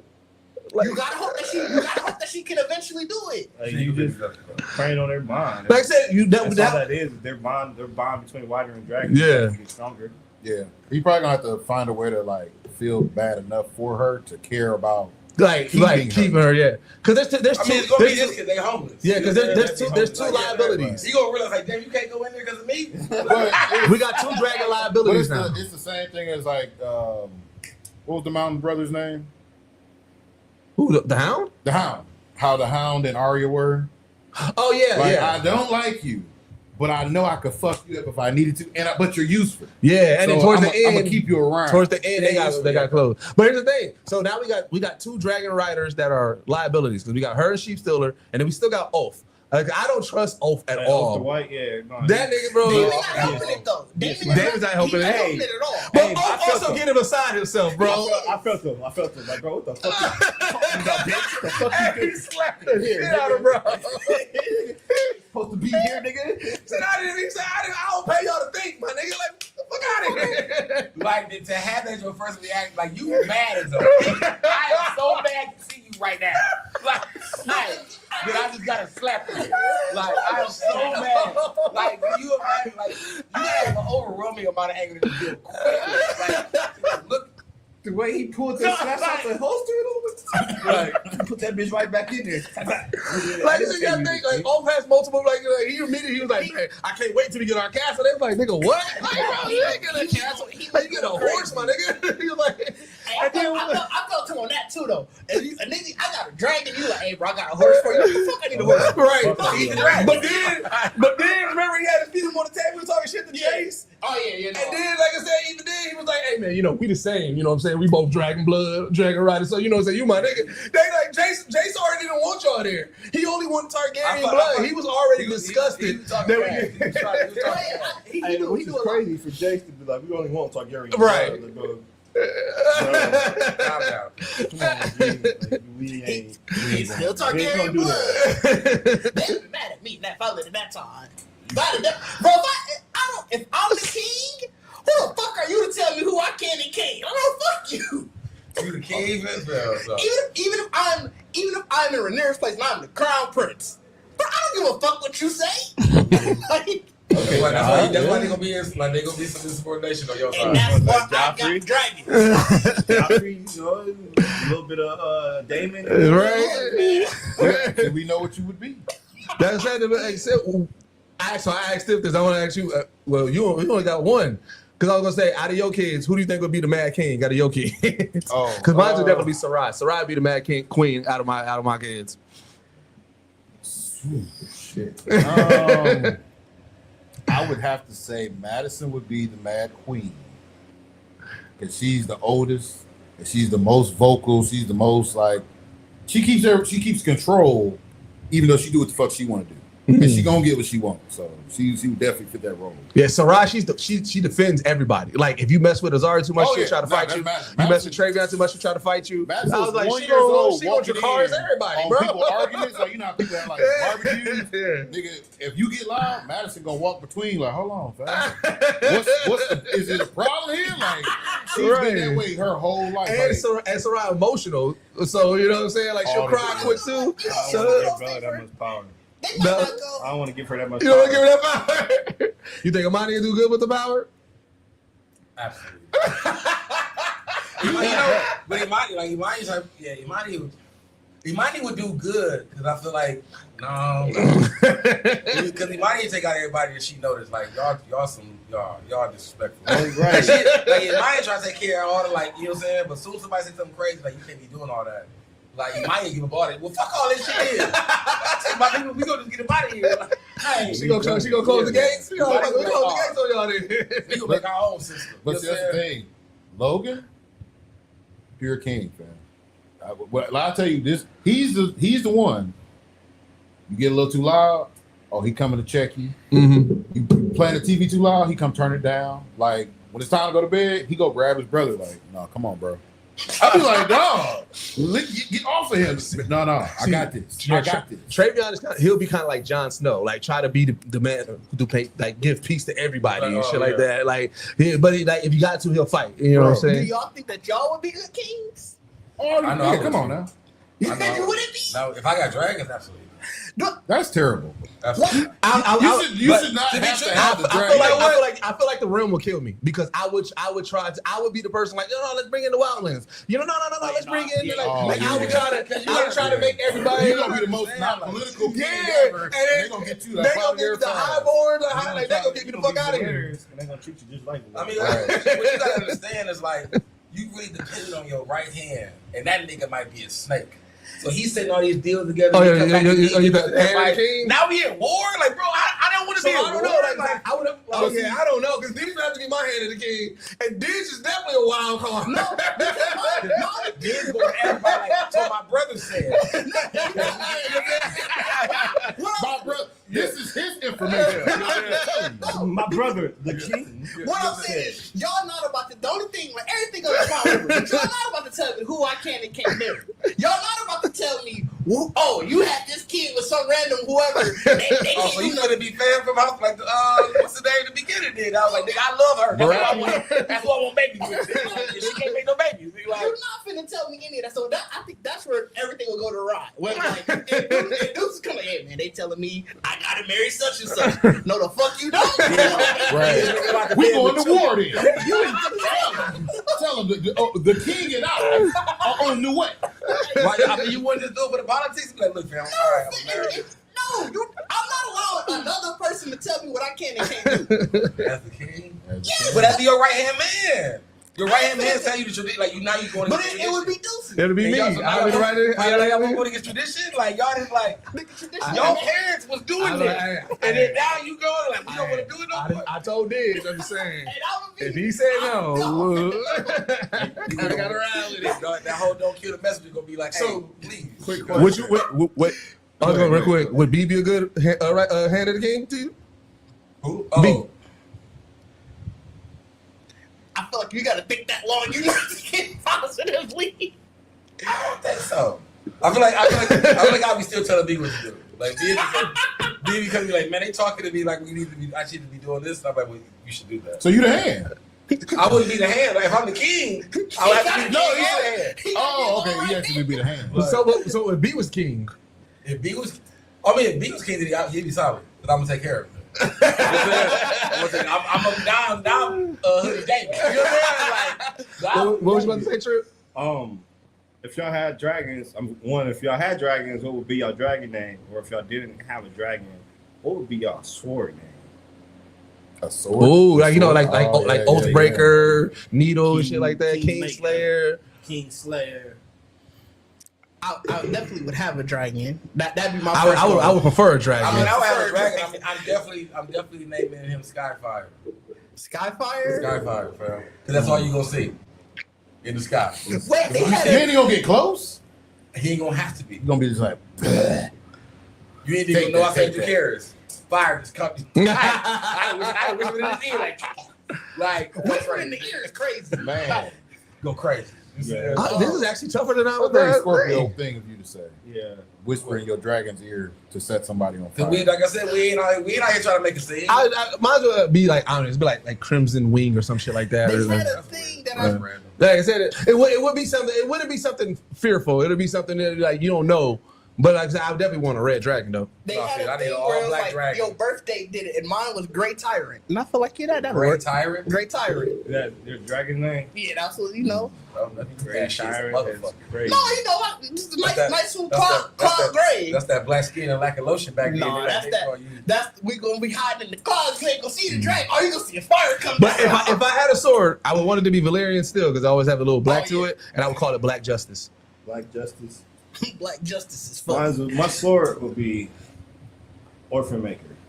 Oh damn, bro! He out here slaughtering Yeah, people. you gorgeous. He out here killing generations. He's like, I'm killing your That daddy. is crazy. I'm killing your daddy. I mean, but typically, if you're Black truth. going to war, you probably got kids. True. So you're coming up against me now. But back then they would bring the kids with them though. Like if the kid was old enough, that nigga was next to him. He's still gonna be an orphan.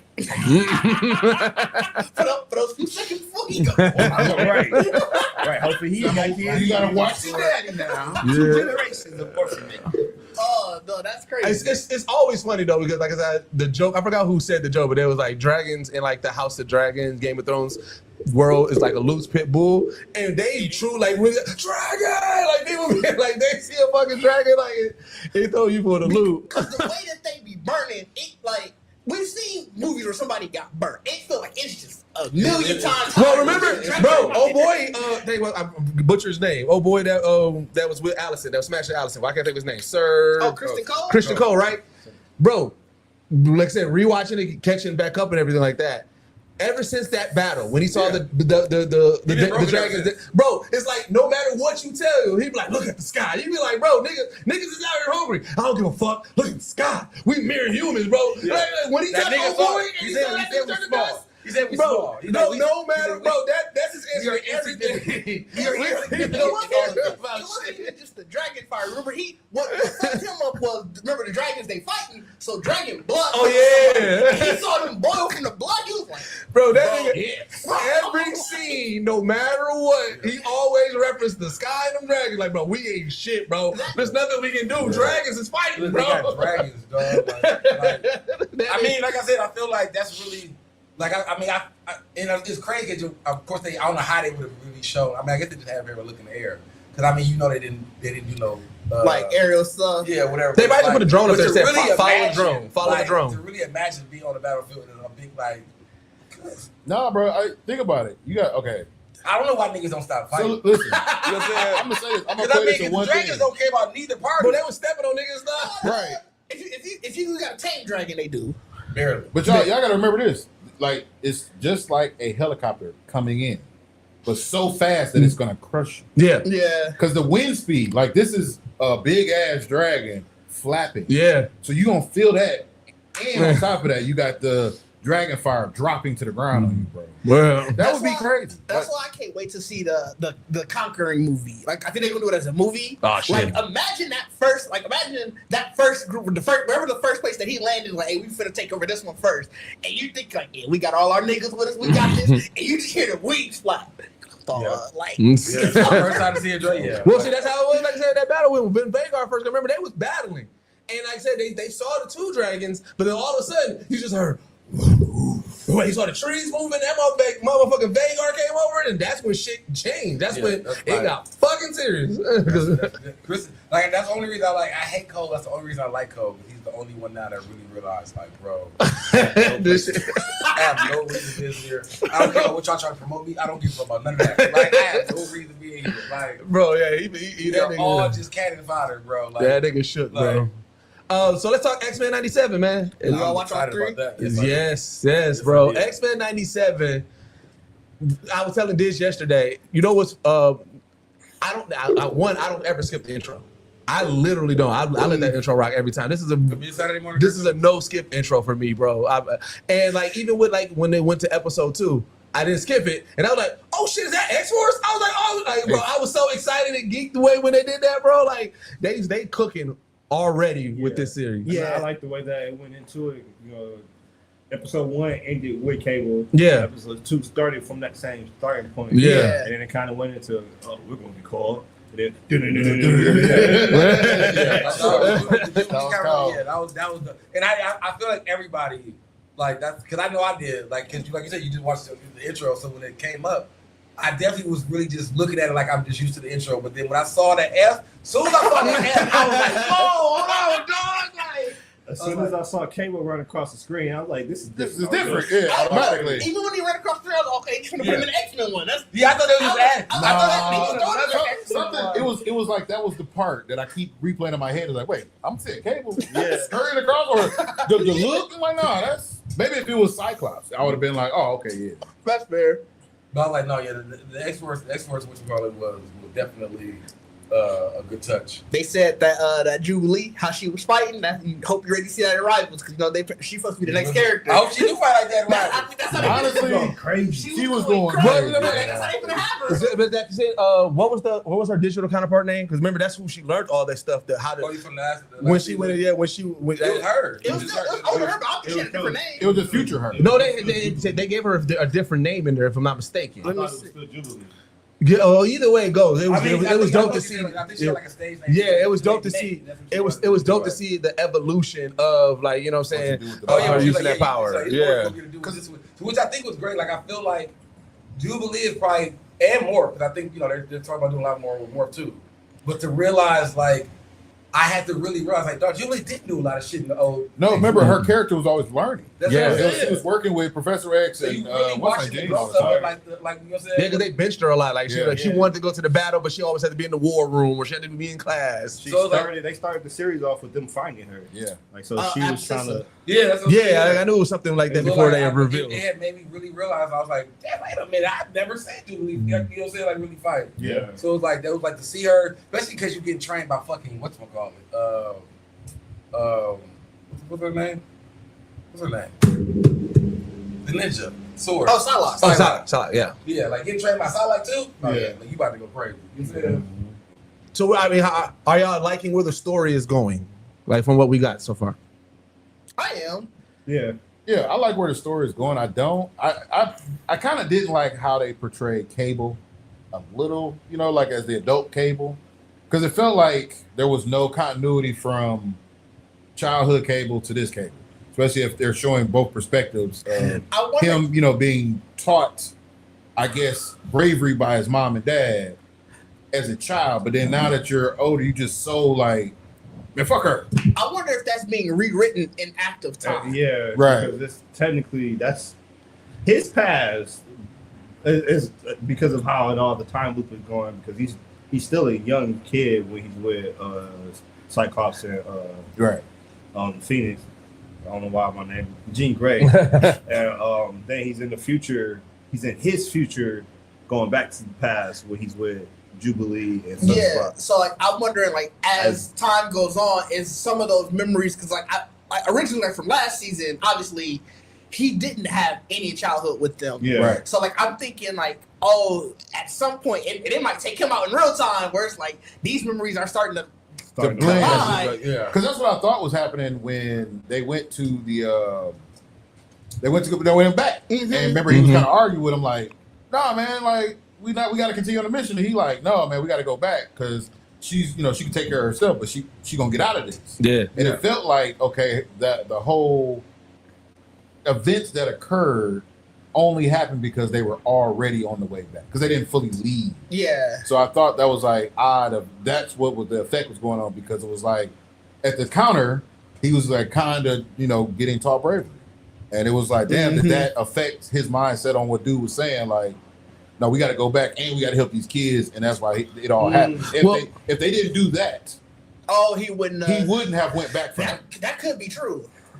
I mean, I do like because I just saw a reel or a post on the original showrunner when they did the apocalypse, you know, from the original show.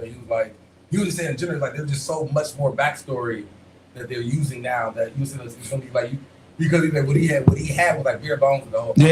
Yeah.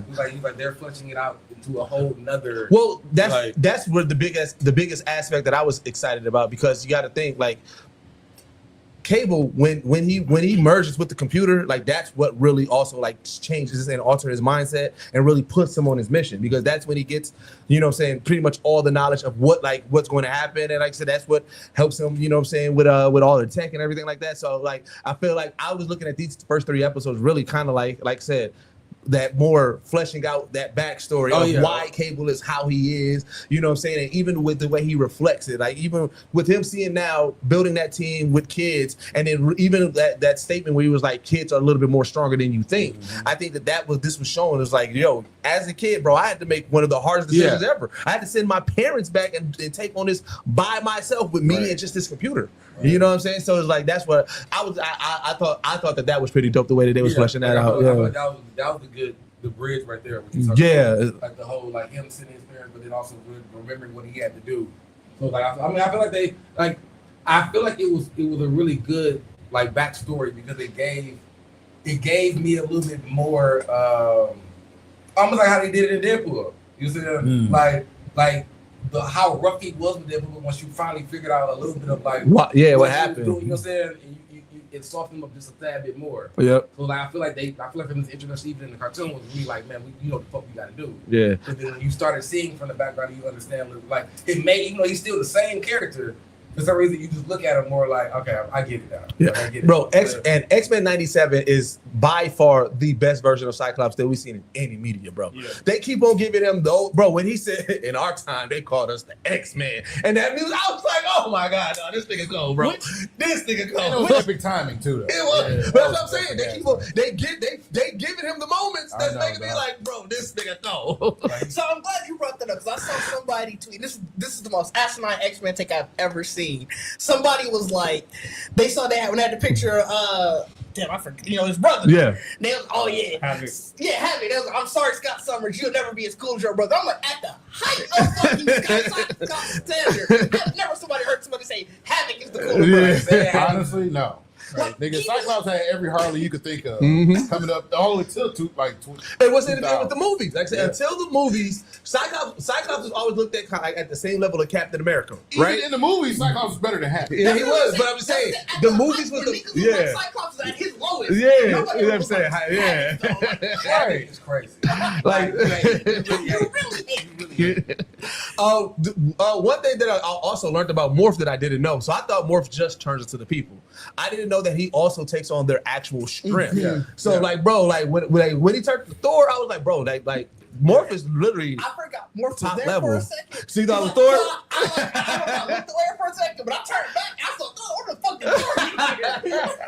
Like he was like if Morph is W that motherfucker, if you don't pay attention, you like, whoa. Did I miss something? Like who the fuck is doing here? Like, but I saw the same thing. I saw an interview with him where they were saying like he was explaining that, and he was like, you never know, you might get cosmic, you might go cosmic scale or whatever. Well, I Like, know you could tell like when he turned into the Hulk.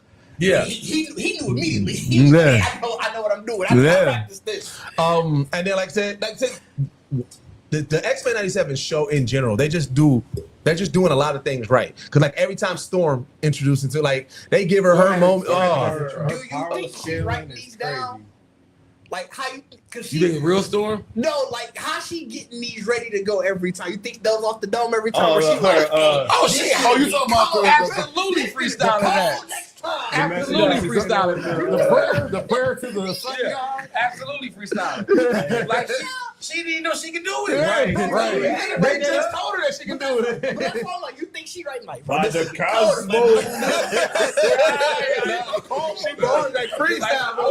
Like, she in that booth like she doing that shit. We were watching You see- X-Men animated series, the original. I think we were on like season 3. We were Yeah. watching the Time Bandit episode. So it was the episodes with cable anyway. So Oh, we were yeah. watching some of those episodes back, and there's this 2 moments in there where Storm has to come in and save the day. And the first time she like dropped this bar about the mist and covering the hatred, and then right after that she dropped another bar about the wind getting them out of there. I'm like, Yeah. bro, how in the hell is she? That's it. She know her Highly- though. This is a highly No, what you gotta educated do? black woman. What you That's gotta all do? this is, You gotta man. watch her in the background. She doing the Jay-Z thing. While everybody's standing, she might be there like, On God. all right, when my moment That's what comes. I'm saying. When they told her, so I put me on the spot. I got to do this. Okay. By the God in the wind, the cosmos and the stars. Like she's going crazy, bro. She know our target. Yeah. She like, I just gotta put y'all nigga. I gotta put y'all in the mix, Bro. like in the rap. You know what I'm saying? Like, And which makes the memes about Storm even more better because like you know them jokes was in rehearsed. Yeah. Like so it's like, but yeah, but I like, mean, that's why she the baddest though. That's why like you gotta think if Storm talking to you like that, just on some like, hey, how you like you gonna be like, girl, take my pants off. You know what I'm saying? You ain't had to do all that. You ain't Like you riding, like you hello. like you talk to me with home, you know, like girl, take it off. Just take it off. I'm so glad that she getting her love here because Marvel Rivals ain't giving her crap, and I'd be so mad. Yeah, they ain't having no scams. They ain't did enough for her in a while. What y'all think about Mother Finky? Is it Affinity? oh yeah. So the if I'm not mistaken, that's Scott and Jean's daughter grown up, right? Their actual daughter. Yeah, their Oh, actual is it? daughter grown up. Line prior is Yeah. Yeah. mother. but Oh, their Yeah. actual children. boy.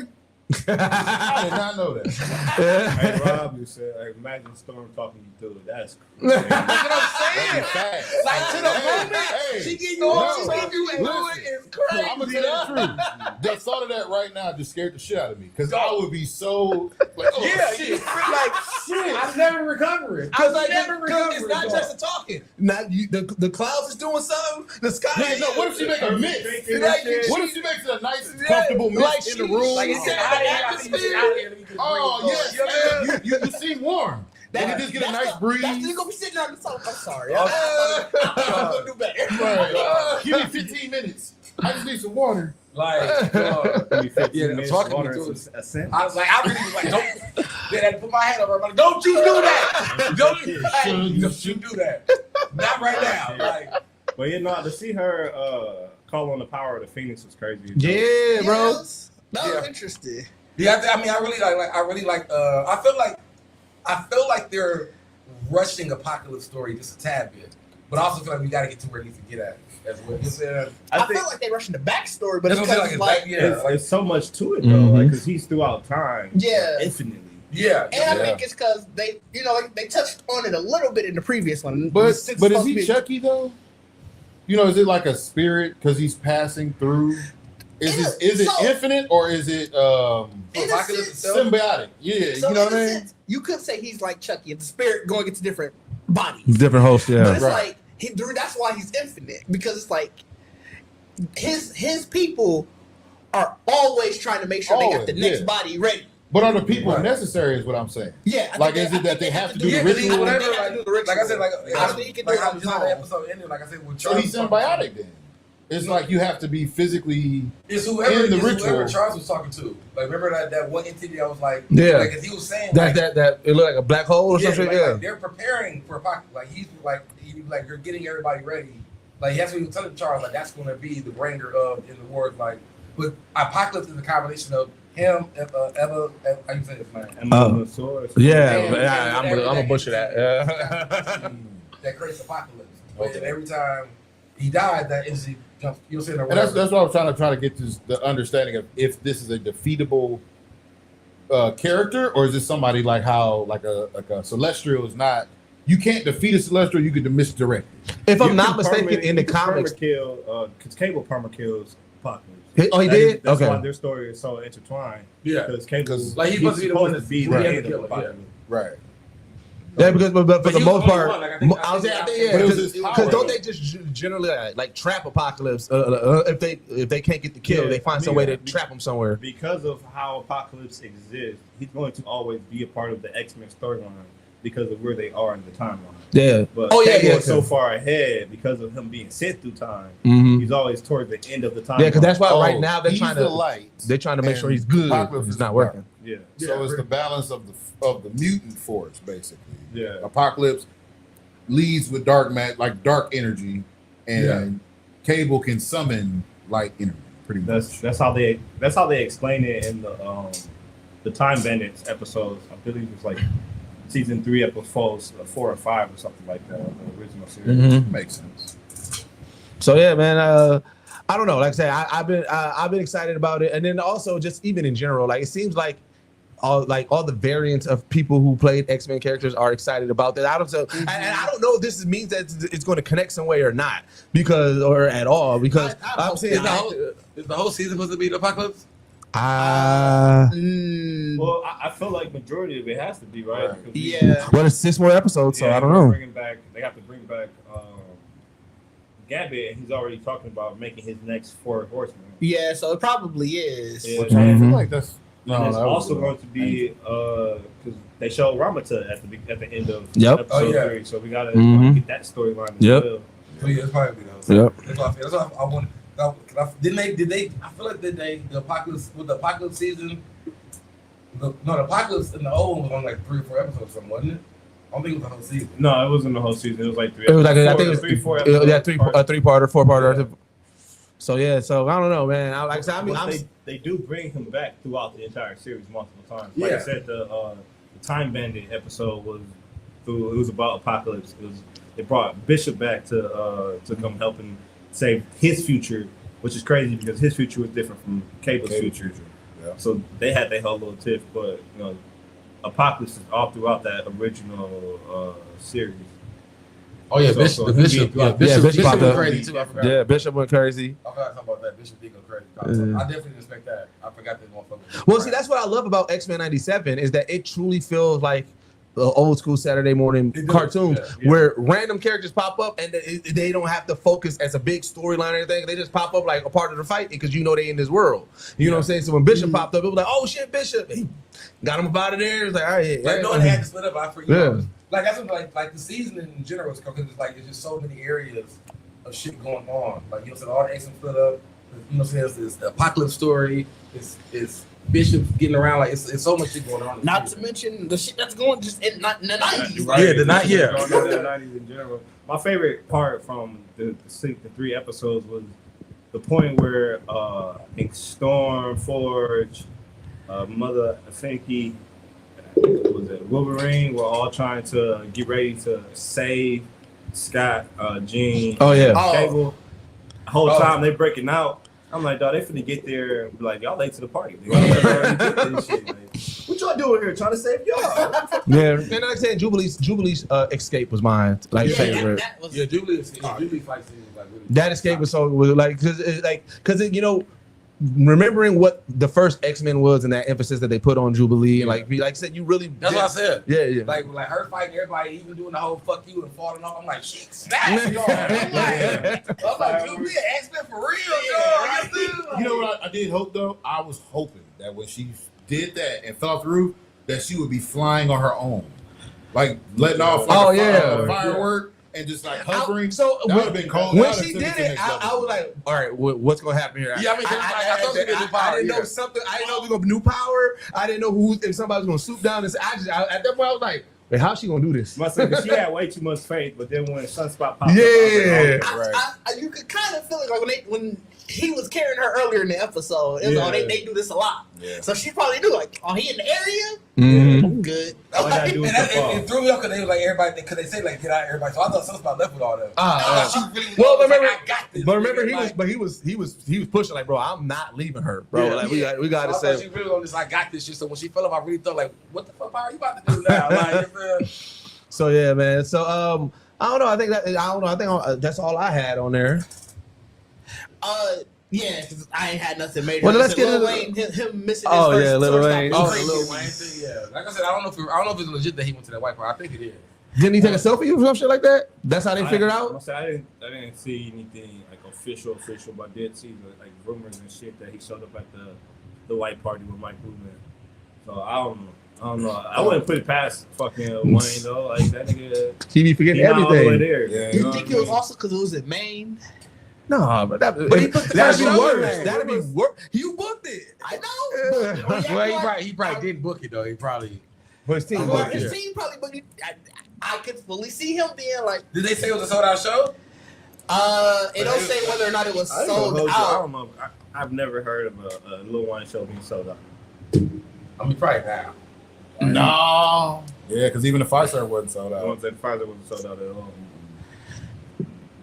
At his height, I'm sure he had sold out. Lil Wayne wouldn't travel by himself at that time. But also, it's not due to the music or the legacy. It's due to people like, bro, I don't even know this nigga gonna show up. Or That's not. also fair. And he's just not a performer. You don't have a stage presence.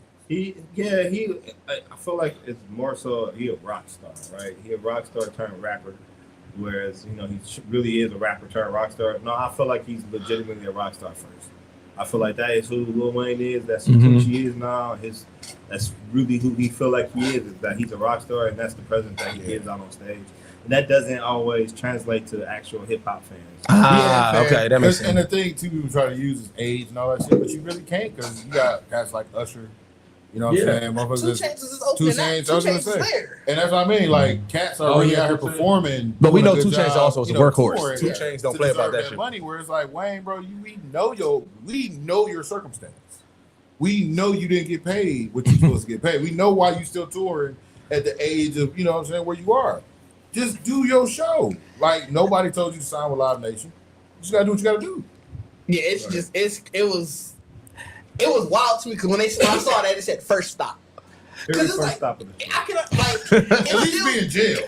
At least have an excuse. like Get diarrhea. Like it's still crazy. Be Like, sick. if it was like, if it would have been like stop 6, 7 or whatever, but it was like, bro, how you? It's You like, missed how the you miss your first first one. day?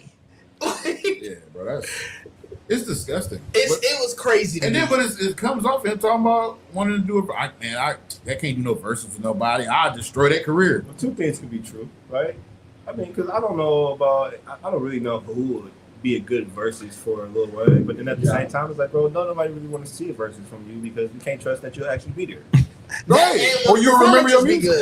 Did he miss this many shows? Yeah. So they, not only do they like, he probably has missed more than just that, but it's also people say that his show's been lazy. Yeah, he doesn't put a lot of good out. But come you out know, late. so in all reality, I think the best verses for Lil Wayne, if he was to do one, and it wouldn't even be a versus, it'd be more just a celebration of the music. Him versus Drake. To me, that would be the most entertaining to actually watch without it being vitriol, without it being picked apart and pieced apart, because it'll just be a celebration of Drake and Lil Wayne's relationship. Yeah. Other than that, everything else it'd be too divisive, and I wouldn't I want feel it. like the best way for him to do it is if like it was the start of Louisiana Fest and it was legit Lil Wayne, like mixtape Wayne versus. I mean, oh yeah. versus That would make Wayne. sense, and then you can get real creative with it. But again, Wayne don't put that much focus on his stage because, but like I said, if he had what makes Lil Wayne frustrating is that like you have all the elements to do a whole bunch of dope shit.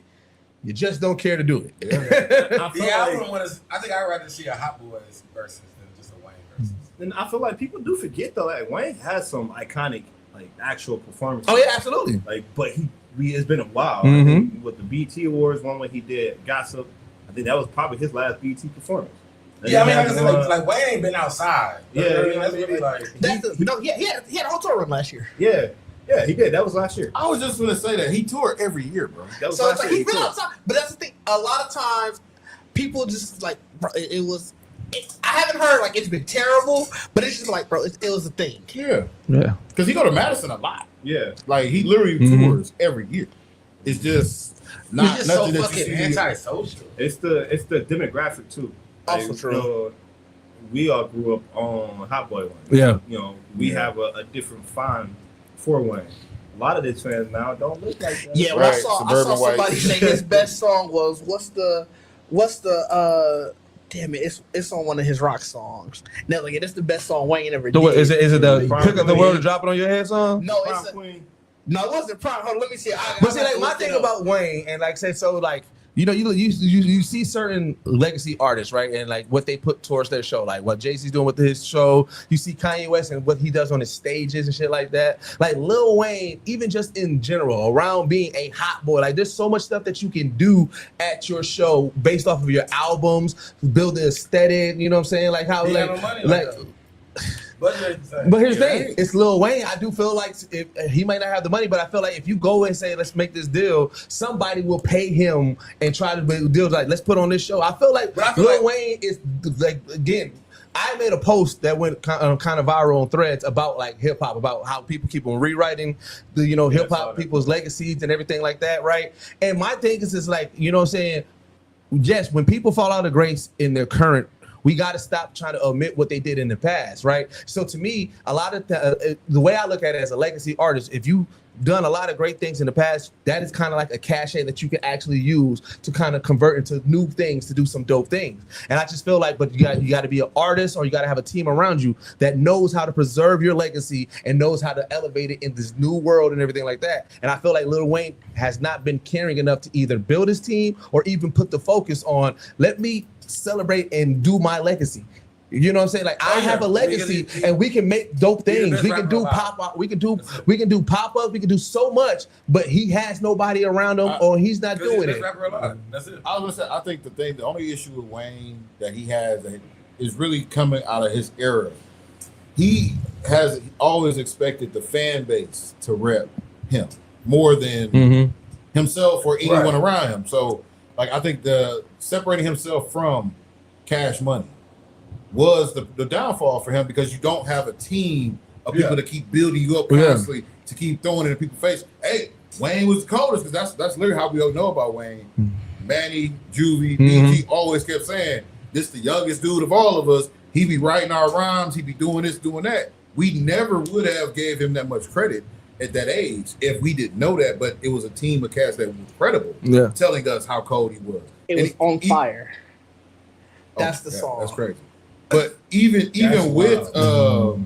even with now Wayne, I feel like you've distanced like we had Nicki, we had Drake, we had Gutter, we had all the artists that was still like, man, he the best, Yep. you know. And who do you have now that be around you that can promote for you? I don't True, think yeah. it's just it's its own detriment. Yeah, and then like I said, and then he's not because like I said, when I look at it, Like, like even crazy because you really could have just he could have ate for years on end with just him, Nicki, and Drake. yeah. Well, also I look at it like how what like Nas is doing with Mass Appeal, right? Like you take somebody who jumps with a newer brand or somebody that's doing, and they put you in a new light of doing some dope things, right?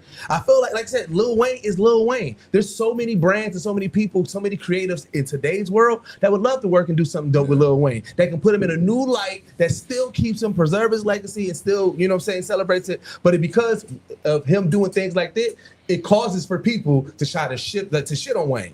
And like I said, it's rightfully so, you know what I'm saying, based off of that. But it's like also it's like, damn, bro, your legacy and what you did should not be resulting in this. It should not. And that's what pisses me off. I think he leaned too heavily into the hip hop demographic, and I get it, right? That's how he grew up. But I feel like that's not where he lives. Right Yeah. now, you know what I mean?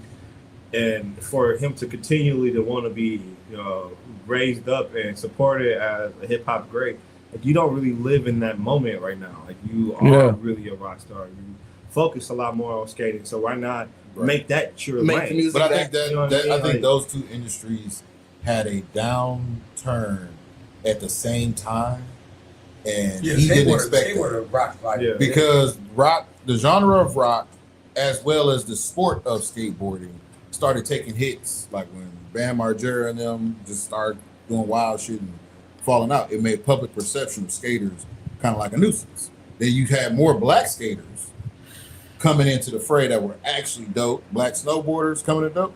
That pushes certain people out Yeah. because now the traditionalists aren't fucking with you because now ESPN is only putting up people of color. And I think that's just what it is. Like Wayne tried to transition to where he thought that market was going to accept him and just feed him, and there was nobody there. But I think also because Wayne really came out with that his whole skateboard rock life Yeah, that truck was shit. around when who the fuck what was that group with Trav? What's the dude Trav? The Gym Class Heroes. Yeah, Gym Class. That's Gym Class. Gym Code song. Yeah. Yeah. Gym Class Heroes. But I'm like, you know what I'm saying? Like that was they was on that before Wayne. Of And course. Wayne, Oh, yeah, you know what I'm yeah. saying? So it's like, but also like I said, that genre of those people that Yeah, the all pack. did die. Yeah. Like, all died out. You know Well, that's the thing. That's what I said. I think it was like early 2000s. Shit, Odd Future. Wasn't they skaters? Yeah, sort of. I mean, But it's a West Coast thing. yeah, that was. I would say that the sound between Odd Future. Oh, yeah, and the sound Pack different. Oh, yeah. Wait, were completely different. Yeah. you know what Yeah, I mean? completely But they different. Odd Future were definitely skaters. Yeah, I was talking about more. I was more so talking about like the aesthetic. Yeah, Yeah. but so yeah, I don't know, man. Like I said, I want better for Wayne. Like I said, to me, Wayne should be more viewed, like I said, with the Nas, Jay-Z, Eminems, like those the respected legacy acts that are doing things that are relevant in today's culture, but still preserving their legacy. I feel like Wayne should be having that same type of career now, and I hate it every time that it doesn't. But it's too many bad things that go wrong for Wayne. Yeah. That overshadow all the good shit that he's done. Yeah, and I hate it so much. But it's bro. also like Lupe. It's your conscience. It's your conscience. Oh yeah. Not I'm saying not across the absorbing board. Wayne at all. Right, Yeah. I know. You think he's the best rapper alive? You think exactly, and you want to be uplifted. As a rapper, though, everybody No, should no, feel like but that. not best artist, not best performer. Every not rapper best- should you feel know like what I'm that. saying? Like, He's the best I- rapper you- alive. if you don't go into, I kind the of want booth that. and feel like Yeah, you don't, I like you're not that. No, better yeah. than the next person, then what are you rapping for? It's That's the whole point. But I of mean, being that's bravado. But that's the thing. It's bravado rap, and it's a certain level. So there's a thing that you have to realize, right? Bravado rap is the Jay-Z rap. That is the gangster rap. That is the me rap. Yeah. There are also niggas who don't do bravado rap. Yeah. So Lil Dicky, all them, they have their spurts and their times where they're commercially needed, and that's what bravado rap is not. Like right now, to me, I believe Wayne, he can't diversify his style like he used to.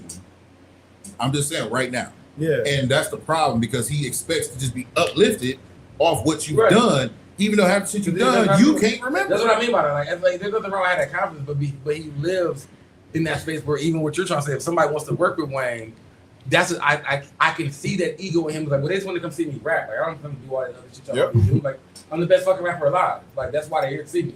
You know what I'm saying? That's why he don't feature on nobody's shit. That's what I'm saying. Like he really after like the skateboard Wayne, Tunchi, all that really isolated himself from really everybody, and he really considered himself like, nigga, I'm really still the best rapper overall. I don't gotta do none of the shit extra shit y'all niggas doing, cause I'm the best rapper alive. That's it. Yeah. And I think that's what's biting them in the ass. Cause that's why nobody care about going to like, bro, you can't perform though. Like you can't, you know what I'm saying? Like we can hear you rap on the car going back home. Like I mean, it's the same thing with, like at the beginning of the pod, I said with French. You don't go to a French concert thinking that you're finna get an actual performance. You go there for the vibes. I mean, you go to a Wayne concert for the vibe. You go in there to be there and be like, all right, man, I saw Wayne perform, but it was really, I did most of the songs. Right. Oh, It was a karaoke. It was karaoke. Let's get into recommendations, man. So on some podcast stuff, shout out to Matt Barnes and Stack, bro. They did they interviewed Obama in the Up in Smoke podcast. On the Smoke podcast, I said Up in Smoke, all the Smoke podcast, and that was actually a really dope interview. Obama got the chirping. You know what I'm saying? Like they asked him about Trump. They asked him about Trump. He was like, "Bro, obviously I live in that nigga head." You know what I'm saying? And shit like that. But it was just really dope. When he see me, it's something different. Yeah. that's what I was at. Like, He said it ain't like that in person. Well, I'm in his face. He ain't got nothing to say. Fair? You see that about a lot of people. That is true. When he talk all plenty shit about Mom Donnie. When Fam was in the, he was in there. He was. Yeah. So like I said, but it was a really dope interview. Like I said, he gave insight to the White House basketball games and shit like that. Like talking about how serious they get. Like, bro, like. Oh yeah, I saw that. Yeah. So it's like, it's like that was. It was just a really dope one to just see us. You know what I'm saying? You know what I'm saying? Our people holding this interview. Also, people that we know that don't have to code switch, right?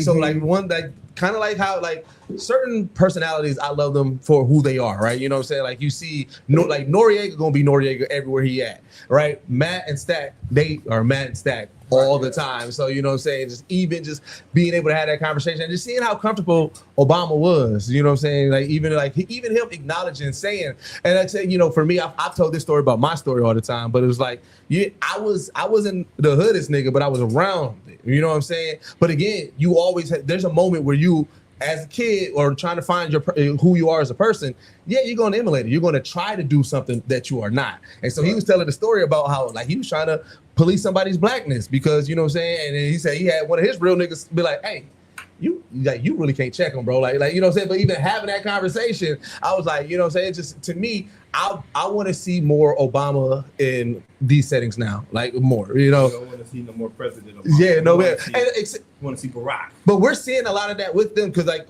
a couple weeks back, Michelle Obama dropped the N-word with Kevin Hart on her podcast. Yeah, she was. I forgot what they were talking about. And she was like, and I'm like, this nigga here, and I'm like, what?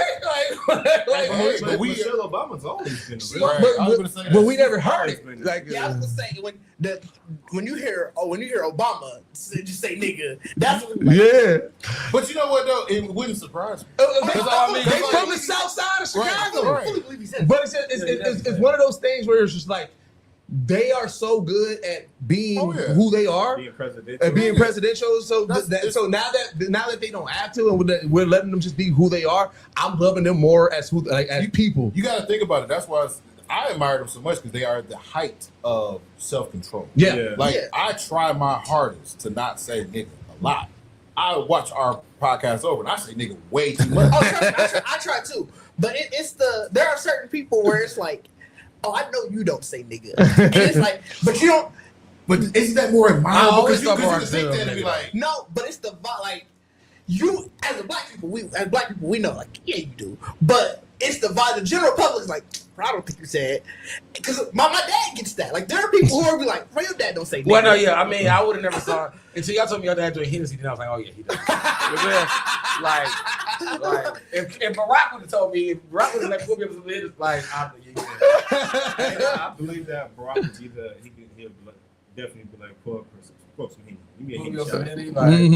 Like, I still don't believe that. That's the crazy part. Like, I can see nigga, but I could just see him being like, no, I'll take some wine. No. So you know what? There's a hood drink. I don't. It might not be. It might be crime. It might be. like there's a hood drink that he has for sure. That you like. What if it do say lemonade guy? I mean, that's he definitely keeps something in the cabinet when he's like, What if What if you fuck everybody up? Throw me some Mad Dog. Shit, what if you like Urkel jerk? Or that Pauly Wally? Let me get that Pauly Wally, bro. Let me get that Pauly Wally, man. Hey, if he carry around a fifth of some brandy, some 151, bro, it's over. Re-elect him. Let me drop this. You wouldn't be surprised if you see like one of the home interviews, right? You know what I'm saying? You just see that purple crown bag somewhere in the back. I wouldn't be surprised. I wouldn't be surprised if I see some red in that nigga. Like at this point, like you ain't the president, so I wouldn't be surprised. In the back, in the back smoking. Well, we know he spoke. Like he talk about it all the time. Back in the day, it's like man, He worked on that. Like nigga, I'm about to use that. Well, you gotta think he smoked Newports when he was the president. Mm-hmm. He's smoking weed when he's not the president. Oh yeah, that's what you know. He said smoking weed. You know he said smoking weed. Probably pop a couple of them. That's what I'm saying. Like he So I mean, like I said, you get a chance, man. Check that out, and then shit. No, that's all I have, man. Like I said, I've been prepping for DreamCon, so so I don't really have too much that I've been watching new.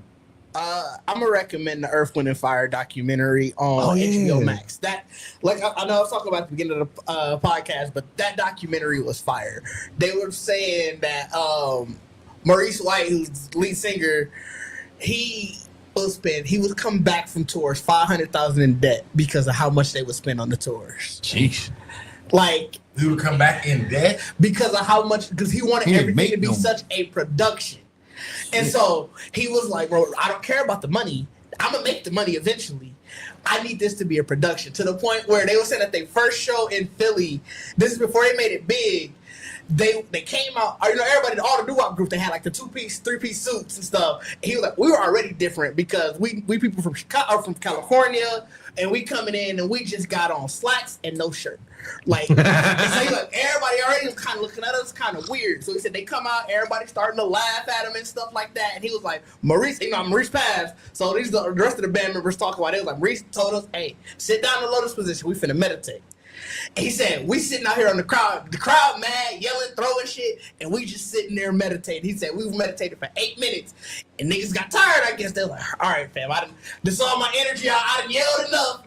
Fam, do something. So they got up, started playing the kalimba, put the beat together. He said people started looking around, was like, hold up now, that's some shit. And he said, we killed ever since. And so just the vibes of the stuff that, like, how he went about life, it was so crazy to me. It was so eye-opening. Because like I said, I thought all the Earth, Wind, and Fire was just high as shit. Right. They make that type of music where you like, this is the hippie crowd music. He was like, no, he came in, it was like, no alcohol, no drugs. We are about the music. We are about bringing people together. He was very spiritual. It was crazy to see. But he also, like I said, wasn't the greatest father. Because he was out there like, bro, the music is my family. Music is my family. So, it was a dope documentary. You definitely should watch it. And my dad, he was loving it. I gotta show you the video off air. Or my dad sing, because they play Reasons. He was in there hitting the high notes. You ever see the system? No, this is completely sober. Oh. This is just how much he on Earth, Wind, and Fire. Yeah. Also, Earth, Wind, and Fire is one of them bands that when they songs come on, you gotta sing. You gonna sing a couple of parts. Because I was definitely over there singing, but he was way more animated. So I gotta watch Pops. I feel like my when I think about the song Reasons, I think about my pop singing it all my life. He's always done hit that Reasons. Like he always has. Earth, Wind, and Fire to the point he was more excited. Oh, I know they finna talk about Reasons. I know they finna talk about Fantasy. I know they finna talk September. So like they gave September its own special segment. Okay. And so it's later in the documentary, and so as you can hear, like, damn, ain't even talk September. He was upset. This how I know my pop was into it. So you've been to the crib. We got that big old couch in there, right? Pops usually he's back there, feet up and everything like that. When I came in the house, Pops on the edge of the seat. Yeah. Pops was on the edge of the seat, so I was like, "Oh shit, what y'all watching?" He was like he was into that shit. But man. yeah, that's my own. I also been just preparing for DreamCon. There'll be some clips hopefully going up this week. Yep. Stay out to look for that. I mean, like I said, other than preparing for DreamCon, I actually think I won't know till Tuesday, but I might actually have my costume. I took a stab and made a purchase. Okay. I don't know. You said you're not doing a costume, right? Financially, I wasn't there, and I just didn't have enough time. So I'm You like, ain't not bringing gonna- Knuckles? Yeah, I said you ain't gonna rehash your old one. Because that's all I'm doing. I'm rehashing an old one. Because I also could not. I mean, you got to wear a hoodie, just get a red top. A red shirt. Right, sure. I would want to elevate it though. I would want to do. I mean, I might. I guess I'll think on it. I would want to do something more. I don't know what to do. Oh, you could have definitely did a cool cosplay. Well, I mean, I've done it though. That's what I'm saying. I was like, I don't know. I'll figure it out. Well, I mean, so I'm trying to think what else. I mean, I think I'm on the last episode of it too, and I'm really mad because I wanted to finish it, but I picked back up. I told y'all about it before. I think I recommended two Bloodhounds on Netflix. Okay. Like I'm on the last episode again.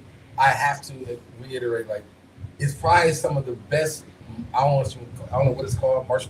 It's boxing. The best boxing, choreographed boxing I've ever seen. Because most boxing we all, just see in the ring. Yeah. So everybody's a fucking boxer. But that's all. Everybody's fighting everybody as boxers, nigga. Like, and it's like I said, like they doing the Tyson shit, and it's all fat. Like I'm on. Like I said, it's like I'm on the like the last episode now, where they're at in the story is like. They're finna have this big ass fucking death match against one dude who literally just been. This nigga was like an ex-Olympic boxer. He pissed everybody off and got kicked off. Got kicked from the whole thing, whatever. So he's been underground as like the evil mob boss, beating everybody, killing niggas, and do whatever he needs to do. And like, so like, of course, these guys now trying to like they kidnapped this nigga mama. Like, bro, I'm gonna make you fight me because they fought already, and dude. It went a different way. So it's like, bro, I'm gonna make you fight me again. This nigga kidnapped his mama. Like, bro, we fight to the death. So it's like, I'm definitely I'm excited to watch this one, but I'm recommending that again. Okay. That's it. So I've really just been getting ready for DreamCon, but I have been watching the Worst Neighbor Ever. Oh yeah. On Netflix. Yeah. 3 episodes. That shit is crazy. It's my first time watching that collection because I know they have I think the worst ex ever. Yep, there's a whole thing. Yeah. Worst roommate ever. Yeah. So I rewatched the Worst Neighbor Ever, and that shit was crazy. Them stories are wild.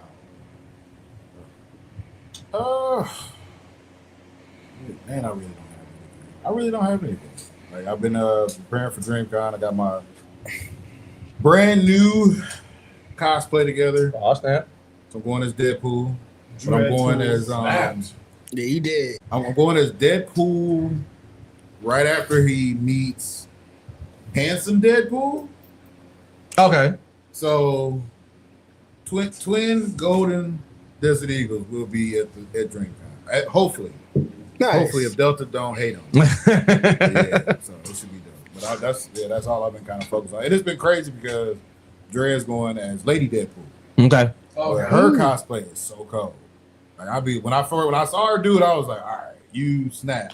But it kind of depends on the mask. Like we got to work something out with the mask. So. But yeah, I'm excited for. The mask thing. And it's like it's gonna be hot, bro. But Like, even with you, like I said, you go like I was definitely. Did you find a Deadpool variant that had shorts? Yeah. yeah, I mean, listen, I put it on. Deadpool I'm gonna be real with you. Like if when I get fit, I'm gonna be hot as motherfucker. Oh, see, that's why I rehashed Choji. I could wear shorts. I got Another thing, I start laying all my cosplays out, right? And everything that needs a prop, that's the cool stuff. Yeah. But dry is a bunch of layers. Right. That's hot. And then King Ranking of the Kings, it's a coat. It's a fucking bomber jacket. Yeah. So with a cloak. right. So it was like, dog. When I saw it, when it came and I tried it on, Like me and her even said it. Like I'm gonna have to just like bring clothes to put on if I swap out, but it's very insulated. But that's not the bad part. The bad part is all the shit that goes on. Yeah, Makes you hot, bro. Like you got the sash with the swords on your back. Then you got the hip holsters. Yeah. Then it's a utility belt, and then it's the belt that latches on the gear. So I feel like I'm back in the army, like with a mask. Yeah. That's what I told her. How's the mask fit over the hair? Oh my god, bro! Like it's to a point where we may have to Put a hole in put it. a hole in it and then have a ponytail coming out, or I may just have to go unmasked and just be handsome Deadpool. Oh yeah, you could do that. Yeah. So That might be better because it's like I know the heat, like the heat already on your body. You gonna be walking around that but motherfucker the half face, a anyway. the face heat is going. Nigga, I was in the room, bro, because I had posted the picture. I was in the room, nigga. All this was just wet, like sweaty, and I'm like, bro, we got AC up there, everything. Like it's not a hot ass room.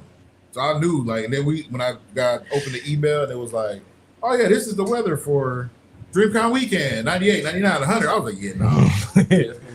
It's gonna be nasty. That's gonna be nasty. I'm bringing my. I don't even know if I'm aware. Like I don't. Even if I bring, I don't. Because I'm like, bro, it's just. I don't know. I feel you. I don't know. thought about that with Because I was going. That's what I was going to just bring back Roshi, but. Oh, your back would have been. But the only reason I wouldn't have wanted. I was gonna say the two.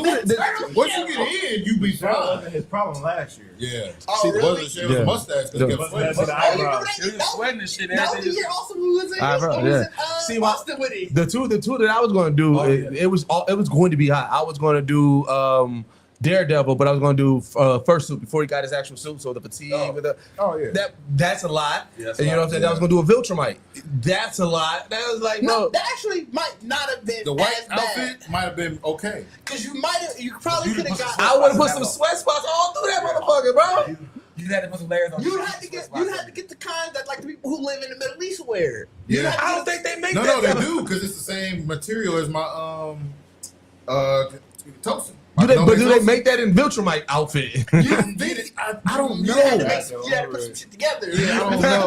That's what I'm saying. That's what I'm saying. 'Cause it's like that like thin polyester. I know what you're nylon talking material. about, yeah. So I mean, You had to put some shit together. or like a moist weakening long sleeve You'd white. have to ask Stephanie, like, can you crochet some shit to Yeah. Look, I just feel like at the end of the day, this would have been brown as a bitch, bro, from the sweat. that's why I'm like, bro, I don't know about Choji because it's like that. His undershirt is light. You might have put on a little dark shirt like Choji. Choji Choji had Logi there.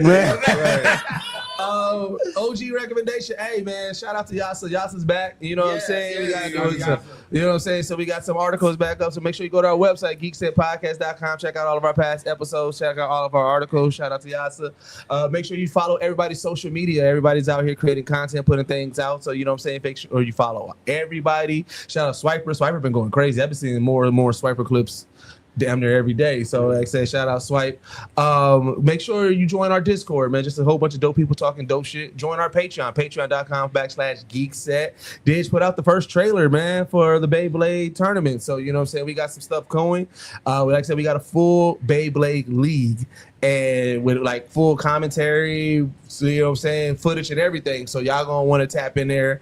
And if you're going to be at DreamCon, man, expect to see us there. We will be there doing content. It's gonna be busy. Oh yeah, bring your Bring blades. your blades though. Bring your blades. Bring some Beyblades down. Right. You can meet us by the Beyblade area, and we gonna be running around. Oh, we're gonna be walking. Listen, bro, drive we by got a Beyblade. pop-up arena. So if you won't smoke, All you gotta do is show up. All you gotta do is bring the blade. Bring the blade. Just walk up to us with the blade in your hand, just like that, and it's only pop. Yeah, and like I said, I'm gonna put it out here. I don't think that nobody watching this clip is gonna be able to beat any of us in Beyblade. I'm just throwing it out there. I want the smoke. I want Somebody the smoke. finna come up like Robin Beyblade since I was 7. Hey, Right. hey. I've been waiting on That's a nigga that just got one Beyblade too. Like, Hey, this nigga walking into his case right now, taking the glass off. It's like, oh, you niggas they think gonna look at your Beyblade like, boy, I know the fuck you ain't. You gonna get the break on Lucille. He gonna let the first one go. Like, all right, cool. That's what I want, though. That's what I want. But as always, man, this is the only podcast that blend hip hop culture and geek culture together. I've been your boy. I was gonna say I'm Deuces, man. We are out. Peace. How about to hit him with